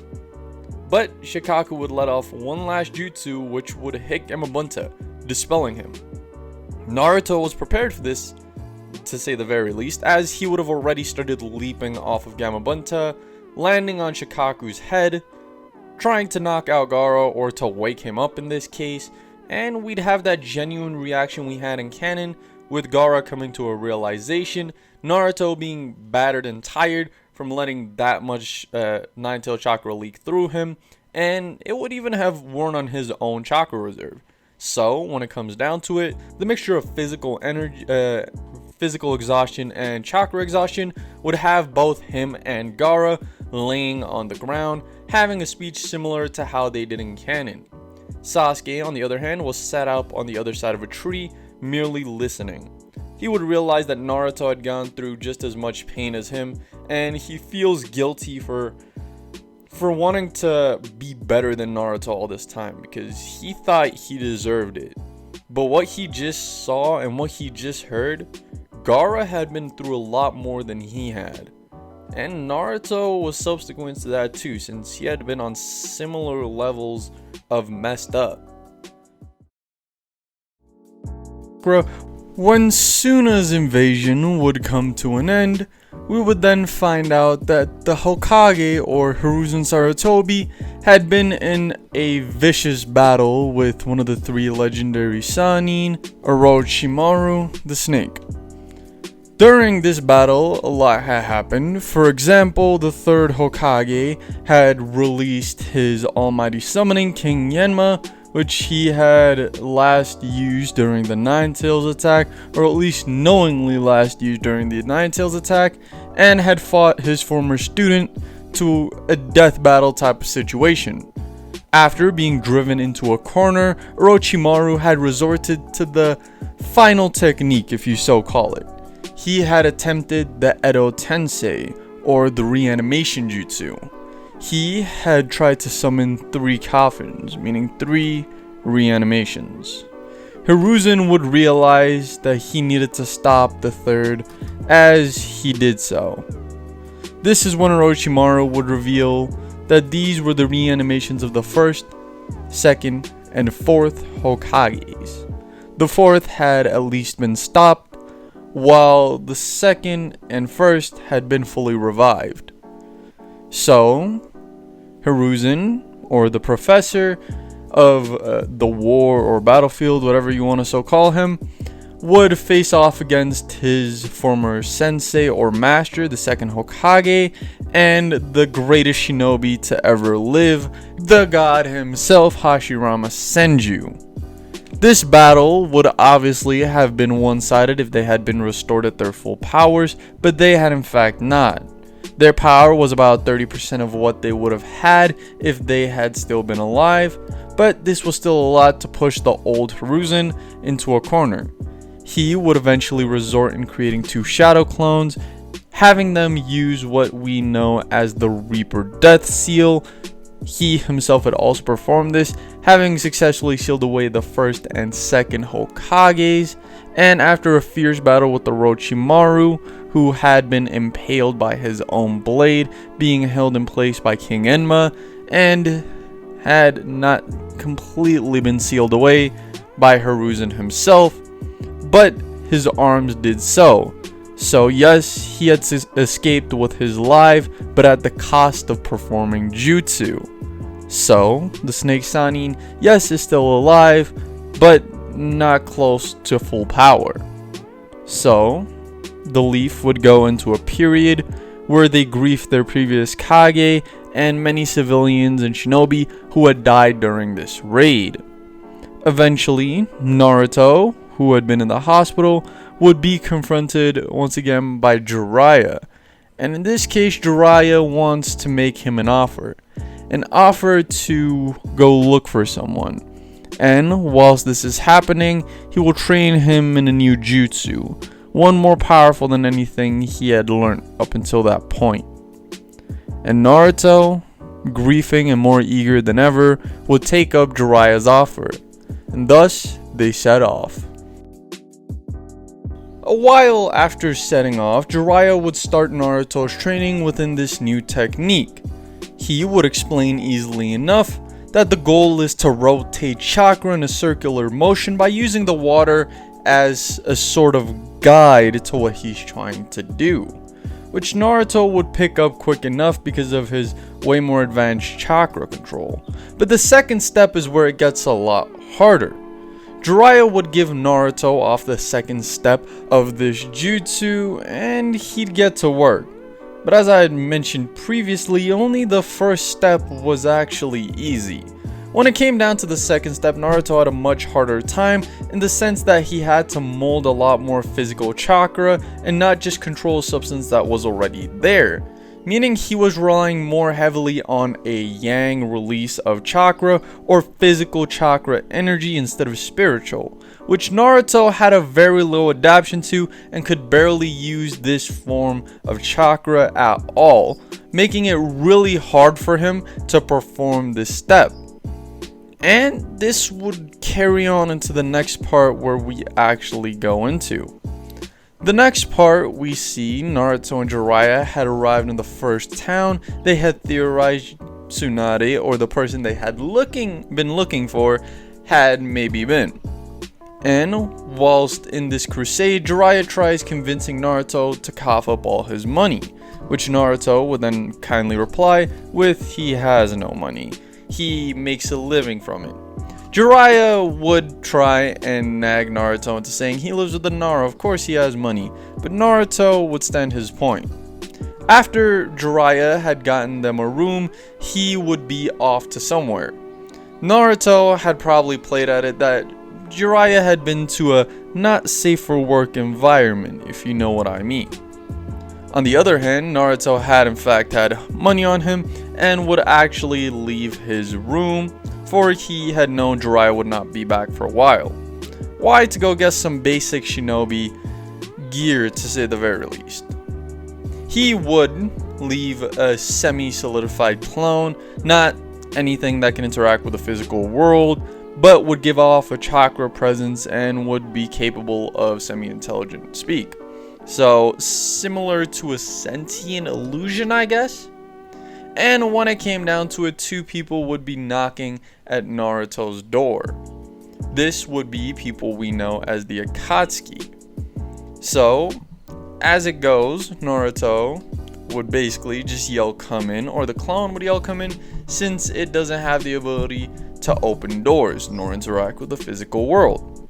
Itachi would flare his Sharingan on the other side of the door, realizing that this is nothing more than a clone, and would actually, let's say, convince Kisame just to move on. This clone, on the other hand, being semi-intelligent, would be curious to say the very least, and would poke his head literally straight through the door to see two men with seemingly really high chakra potentials, which it had formerly believed to be Jiraiya. It would make its way to where it believed Naruto was and inform him of this presence. Naruto would lower his chakra output and sensibility as low as possible to hopefully not be found by these two shinobi. On the other hand, he would try looking for Jiraiya, but one of these shinobi would actually sense him out in his haste. This would cause an interaction in the middle of the city where the two shinobi from the Akatsuki, or Itachi and Kisame, would try to claim Naruto, but he would use one of his ever so faithful binding techniques to try and keep Kisame and Itachi held. This is when his teammate Sasuke would arrive, trying to fight his brother. This would not end well for Sasuke, as Itachi would easily break free of Naruto's binding and would proceed to mollywop his brother, to say the very least. He would beat Sasuke one-sidedly even after a Chidori had been thrown at him and a 3-tomo Sharingan had been flexed. Itachi would talk about how Sasuke's eyes are still weak, activating what he calls the Mangekyo Sharingan, or a Sharingan with, instead of the 3-tomo pattern, being somewhat of a spiraling shuriken. When Itachi would activate this, he would cast Sasuke into an unbreakable Genjutsu. And when it came down to it, he would exclaim Sasuke's eyes should be like his next time they face off. This would leave a scarred Sasuke and a Naruto who had attempted the same type of Genjutsu that he thought Itachi had just cast on Itachi's partner, for he had been able to sense that Itachi's Genjutsu was on a whole nother level, at least higher than his own. And when he attempted to put Kisame in a Genjutsu, obviously this would fail. The tailless tailed beast had actually absorbed the chakra that was trying to form the Genjutsu within his mind, using his trusty blade, the Samehada, which has the ability to absorb chakra. This would result in one last altercation between Naruto and Kisame, when someone would actually step in. This time it is Might Guy and not Jiraiya. So Might Guy would come swooping in, basically ignoring Itachi completely, for he had basically been standing on the sidelines at this point. Guy would throw a furious kick at who we believe to be Kisame Hoshigaki, and they would have another altercation. They had just previously fought in the Leaf, which we would find out that they had actually went looking for Naruto in the Leaf and had a skirmish with one of the Leaf's groups of Jonin, being Kakashi, Asuma, Kurenai, and Guy himself. Guy had already forgotten about Kisame though, and upon arrival, Kisame would talk about how the Green Beast had come to fight him again. Guy would respond with, "Wait, we fought before?" as their battle would continue. Itachi would attempt to use this time to slip behind Guy's guard and grab Naruto and take him off to the Akatsuki headquarters, when Jiraiya would finally arrive. The giant ruckus that Guy's youthful scream had caused had alerted Jiraiya to the situation, and even though he was slightly drunken, he did realize the female he was with had been in a Genjutsu herself. This is when he casts a peculiar summoning type jutsu, where he puts everyone in a certain radius in an unescapable, unbreakable toad, to say the very least. But it wasn't as unbreakable as he thought when Itachi said the mere word Amaterasu. Bursting out in black flames, the toad would dispel, having Itachi and Kisame be able to use the body flicker or some other speed-based jutsu to get away from the Sannin and the Green Beast. Afterwards, the Green Beast would happily take Sasuke off back to the Leaf, as he had been once again in a pretty injured condition. On the other hand, Naruto and Jiraiya would set off, since Tsunade had in fact not been in this town. I would like to say some things real quick, and I have realized that a lot of people notice that the timeline for everything for this series so far has been kind of jumbled up. So, especially in these later parts, like I know after the Itachi encounter is when Naruto actually starts learning the Rasengan, but sometimes these things get jumbled up in my head and I put them out of proportion. And also, some people pointed out that I skip over a lot, and these are usually things that are menial, like fights that didn't really matter, or specific things that didn't have anything to do with the main characters. And the reason about this is to keep it short and explain what would actually change from canon in this fictional scenario I have created inside of my head. So yeah, if you're wondering why I skip over certain things, it's because this is not a canon recap. This is what I believe will change. Yes, it's not exactly what would change if this was the canon approach, but more of a fanfic scenario. So I do thank all of y'all for the support on this series so far, and this series is great. Like, that's all I can really say about it. Have been having fun making it. Y'all have been giving great support. So now that I got that out of the way, let's continue. Jiraiya and Naruto would set out from their previous location, having been attacked by the Akatsuki members or whatsoever, and this is where canonically Naruto would start learning the Rasengan. But since we had Naruto learn it prior and had him have a really hard time learning it so far, we'd have him hone and try to perfect the skill as time goes on. Obviously, Naruto doesn't have the benefit of shadow clones, which were a pivotal point about how he mastered the Rasengan in canon and was one of his main fighting styles, but since he doesn't have access to that in this continuity, he would not be able to use that. So, for now, he'd actually have to master the Rasengan properly. We're going to skip over most of this time period since we already went over Naruto learning the Rasengan. So, this would be about that point where they arrived in the town.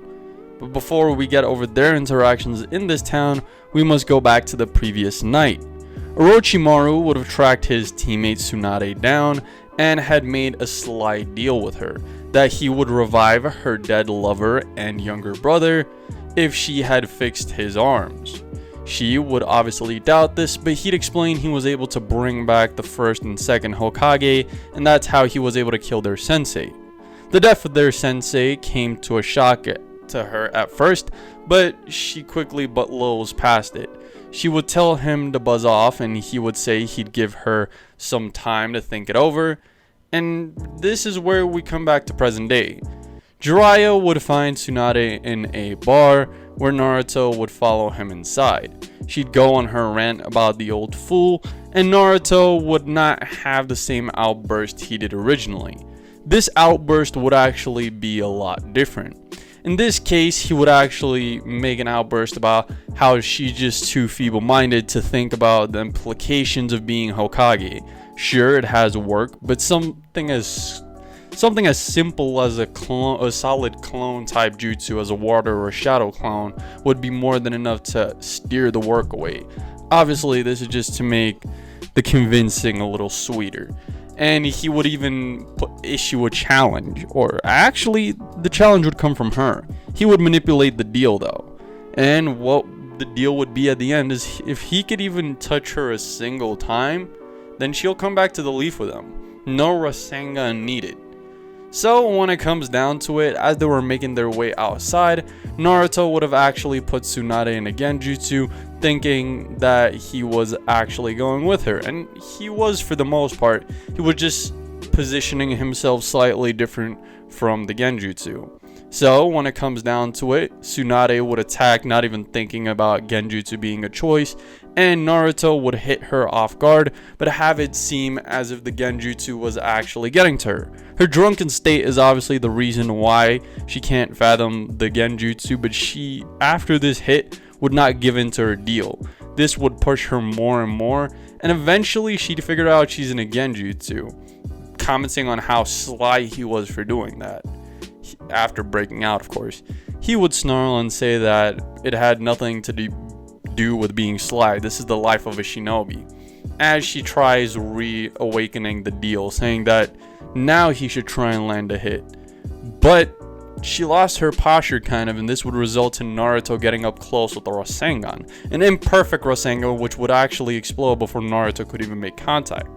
This would impress Tsunade enough though, and she would end up having the entire altercation she did canonically, wanting to come back to the leaf, thinking that Naruto's drive, it pushes him further. But Naruto has no such goal of becoming Hokage quite yet. So he doesn't receive her necklace since he doesn't share her brother and lover's ambition. So she'd agree to come back to the leaf and look over it for a while until someone more suitable as Hokage pops up. But as original, she would drug Jiraiya and just kind of shrug off Naruto to go and fight Orochimaru on her own. This would lead to almost an identical situation with the Jiraiya versus Orochimaru, and even Tsunade versus Orochimaru. Where it's really going to change is the Tsunade and Naruto versus Kabuto. Kabuto would obviously do the same thing he did to Tsunade, but when Naruto steps in, this is where things change. Naruto was able to put Kabuto under a Genjutsu, which Kabuto was able to break out of. He had not yet made use of his shadow possession this entire time, but was putting Kabuto in such rapid pace Genjutsu, like constantly putting him under new one as he broke out, that Kabuto was thrown off by this completely, trying to find a way to prevent himself from, falling under Genjutsu, when Naruto would finally trap him in said shadow possession, without needing to have tapped into the Nine Tails at all. So, when it comes down to it, this would lead to Naruto hitting Kabuto with a Rasengan, and him going down. Yes, Naruto would get a little better grip on the Rasengan, even though only a day or so had passed. So, when it comes down to it, we'd have the entire altercation between Gamabunta and basically the Slug, Kitsuyu facing off against Manda. So when it came down to it, they would struggle, I guess, but this is where Naruto really comes into play. He would section off a large portion of Nine Tails chakra that Kurama had slowly been leaking outside of the cage and kind of just jumbling up into this big ball to be able to have Kurama accessing his shadow.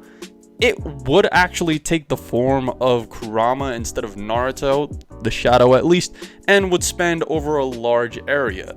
This would temporarily grab a hold of all three summons, but would eventually let go of Gamabunta and Kitsuyu so that they could then attack Manda. This is then what would cause them to negate the summon, and then for Kabuto and Orochimaru to get away through slime means like usual, which would result in them returning to the leaf. Tsunade would heal Sasuke and Lee as she usually does, and the next big altercation we get is the Naruto versus Sasuke on the rooftop. Naruto wouldn't be as eager to challenge Sasuke, and he wasn't really, trying to push Sasuke into wearing his headband or anything, but inevitably they would meet up on the rooftop to fight. So when it comes down to it, it would be the basic taijutsu get thrown up in the air, Rasengan versus Chidori.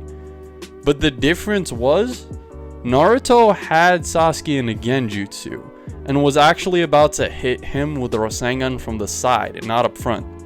You might be thinking, Sasuke has the Sharingan, would he have not thought about this? Sasuke being hot-tempered and not expecting Naruto to put him in a Genjutsu of all people, knowing this about his Sharingan, didn't predict that Naruto had put him in a Genjutsu as they walked out of the hospital room. Obviously, there should have been some indication, and there probably was, but Sasuke, being heated, would not have realized. So, when Kakashi would stop them, Naruto would have kinda just dropped the Genjutsu, and this is when Sasuke's Chidori would fade. He'd realized that Kakashi had grabbed him and a Naruto who was standing beside him and not under him. He was about to die. Yes, Kakashi would throw them like usual, and Naruto would end up bursting the back of the container, not really caring to the difference in his scar in the container and Sasuke's, since he would make note of the water basically piping out on the other side of his. And Sasuke would see this after jumping away too. He'd be surprised Naruto could have killed him on more than one account. Even if that small one hit Sasuke from the side in a vital spot, he would have died regardless. Knowing that it has that much power just pushed Sasuke even further. So, when it comes down to it, Naruto would go check up on someone else at the hospital, being Lee. On the other hand, Sasuke would not return to his room, but instead go off, which would lead to him basically being tied up by Kakashi and having that entire conversation where Kakashi and Sasuke would have that talk with Sasuke saying, "What would you do if I killed your family?" And Kakashi saying they're already dead. So when it came down to it, this would be a moment of enlightenment to Sasuke, because not only would have Kakashi told Sasuke about like Naruto had just as much of a bad life, like he found the Nara, and that's probably the reason why he's as mentally stable as he is today. Unlike Sasuke, he's just going all the way off the rimworks. On the other hand, Kakashi would still end up leaving after Sasuke not having a change in mind, which canonically would still lead into the Sound Force encounter with Sasuke to try and convince him to follow them back to Orochimaru.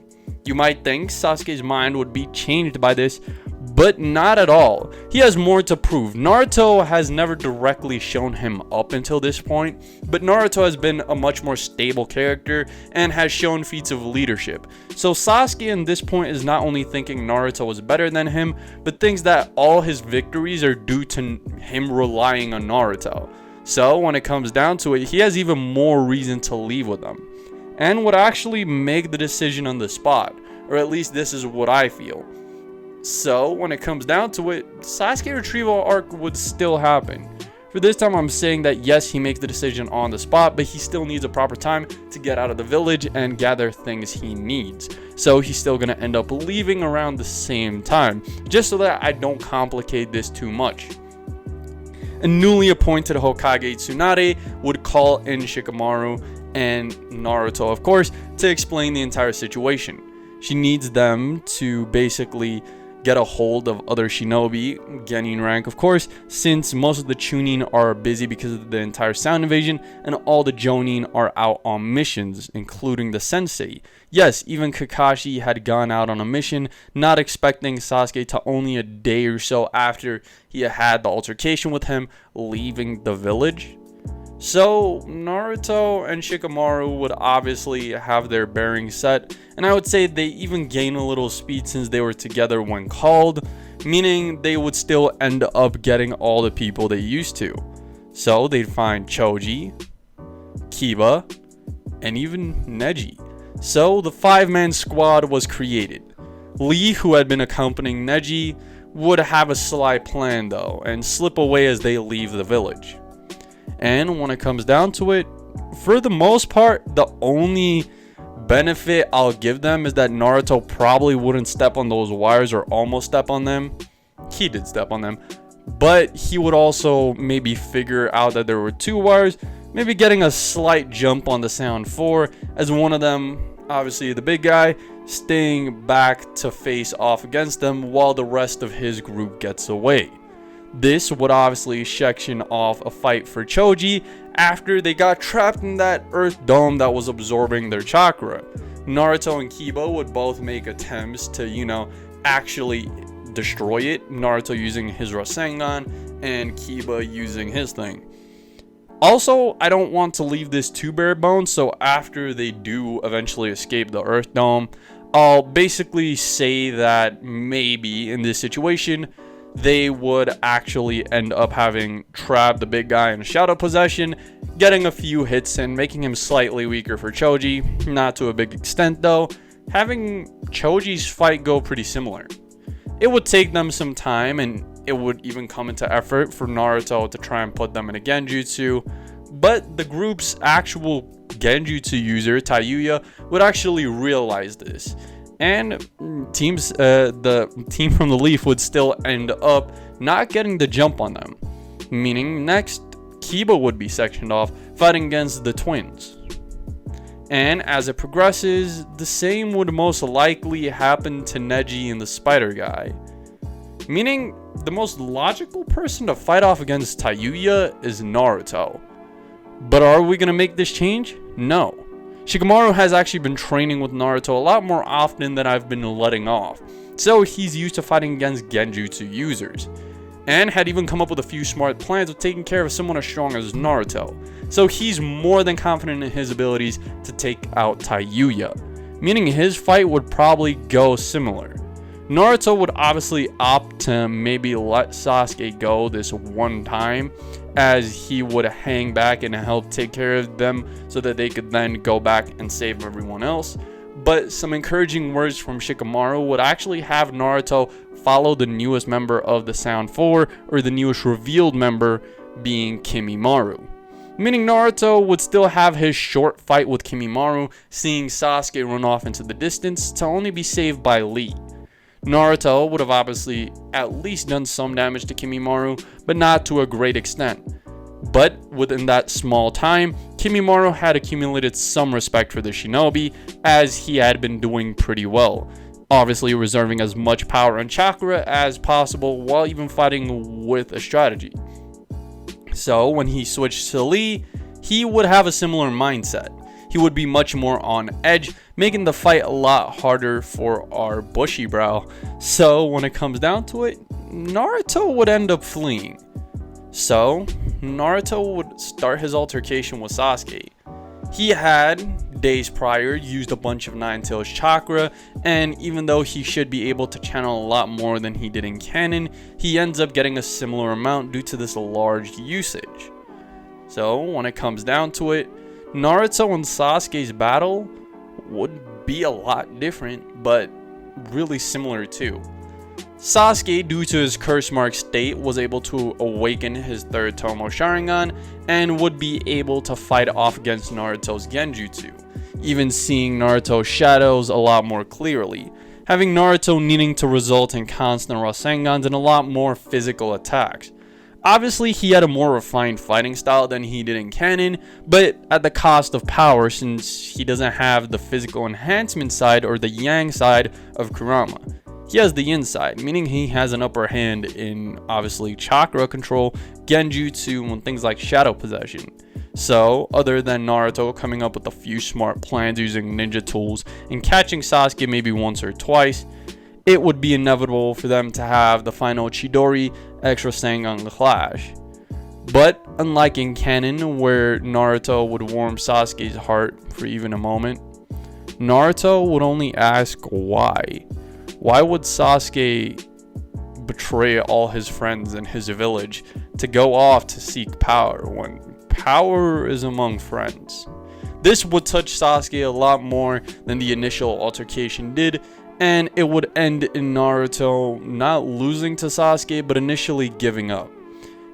For obvious reasons' sake, Naruto and Sasuke would both be pretty injured after this clash, but I'll say Naruto didn't restrict his Rasengan, taking a Chidori to the chest like he did in canon, but instead kept it up long enough for Sasuke's Chidori to basically fall away. So when it comes down to it, it's them facing off against each other once again.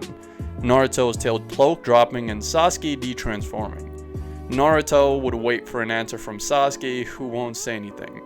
Naruto would merely say, "Well, if you're not gonna answer, then just leave," as he falls backwards from exhaustion. Obviously, Sasuke would take this as a moment to leap off. You might think Naruto hasn't sustained as much damage from not taking that Chidori, but in fact, it piled up. He doesn't have as much physical durability or as much of an advantage as you think, meaning he took a lot more blows, they hurt a lot more, and when it comes down to it, every blow meant a lot more. So if he had taken that Chidori, he would have probably died.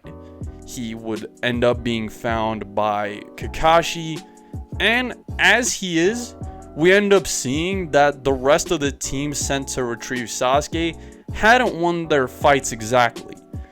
The curse marked, or the sound 4, would awaken their curse marked stage 2s, which would make everyone else's fights that much more harder. And when it comes down to it, the only person to actually win their fight was Choji. The rest, like Kiba, Neji, and Shikamaru, would end up being saved, with the main save obviously being Shikamaru and his altercation with Temari, meaning he gets that little more time spent with her. I'll also give him the benefit of the doubt, having grown up around Naruto could make him a lot more durable. So for this instance, I'll say that Shikamaru didn't end up in as bad as condition as he had prior. Temari would basically tell him about all his teammates back there and how they should be okay, except the fat one. This would actually alert Shikamaru, and he obviously wants to check on his teammates, giving him and Temari a few extra minutes of bonding time. On the other hand, Gaara would still end up saving Lee as he did originally, and so on and so forth. So when it comes down to it, next time Naruto sees any of his teammates, they're all in the hospital alongside him, except for Shikamaru, of course. He would make his way through to only hear by Shikamaru that it's not all Naruto's fault. He actually thinks it's his own for being an incompetent leader. Of course, everyone would think, shouldn't Naruto have been the leader in that situation? And your argument stands, but just because Naruto was raised among the Nara and a lot more intelligent as he has been initially, doesn't mean that he actually outsmarts Shikamaru, because in this scenario, he doesn't. So when it came down to it, Shikamaru blames himself, and so does Naruto. Naruto also ends up thinking it was because of him that Sasuke left, and so on and so forth. But Naruto no longer has the thoughts of retrieving Sasuke, as Sakura would also obviously yell out at Naruto, but instead his entire intention is either having Sasuke tell him why he betrayed them, or killing Sasuke for the betrayal. So Naruto's mindset is in a completely different place. He's thinking more logically than he is emotionally because of everything that had happened up until this point. It's not that he was thinking logically, but what had gotten him in his emotions were all his teammates almost dying, and this made him overanalyze and make everything over logical, meaning that he wasn't completely logical, he was too logical. So when it came down to it, he'd come to the conclusion that Sasuke needs to be taken care of, because he'd probably be a threat. If he would betray them that easily, he'd probably kill them later on, as he knows Sasuke wanted to kill him in that moment with that final Chidori. He could have saved up and even killed him afterwards, but Sasuke's rage and everything had boiled into that Chidori, and after he talked about betrayal, he could feel Sasuke's hatred boiling on a whole nother level. But at the end of the day, Jiraiya would request Naruto to come on a training trip with him, and Naruto would agree. The only thing he could do is get stronger. On the other hand, Tsunade would be begged by Naruto to train Sakura.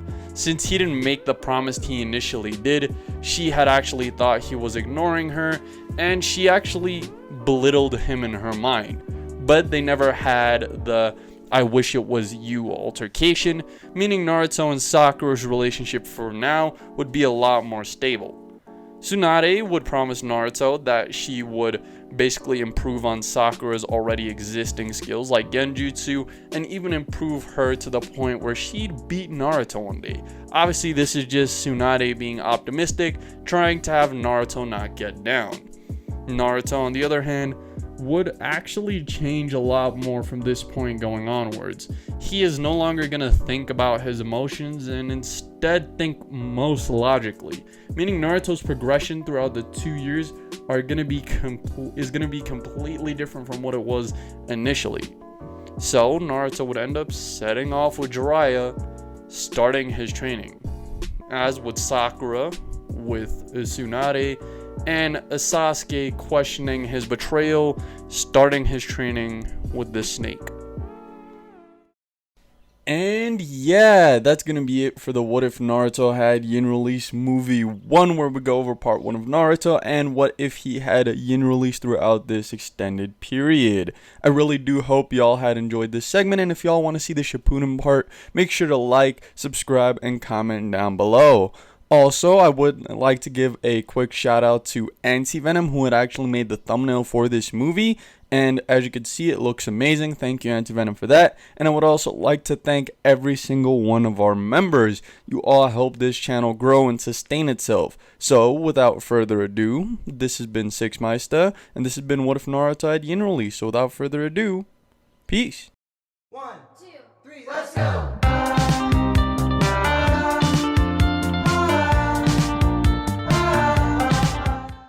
Subscribe for more. Yada yada does it.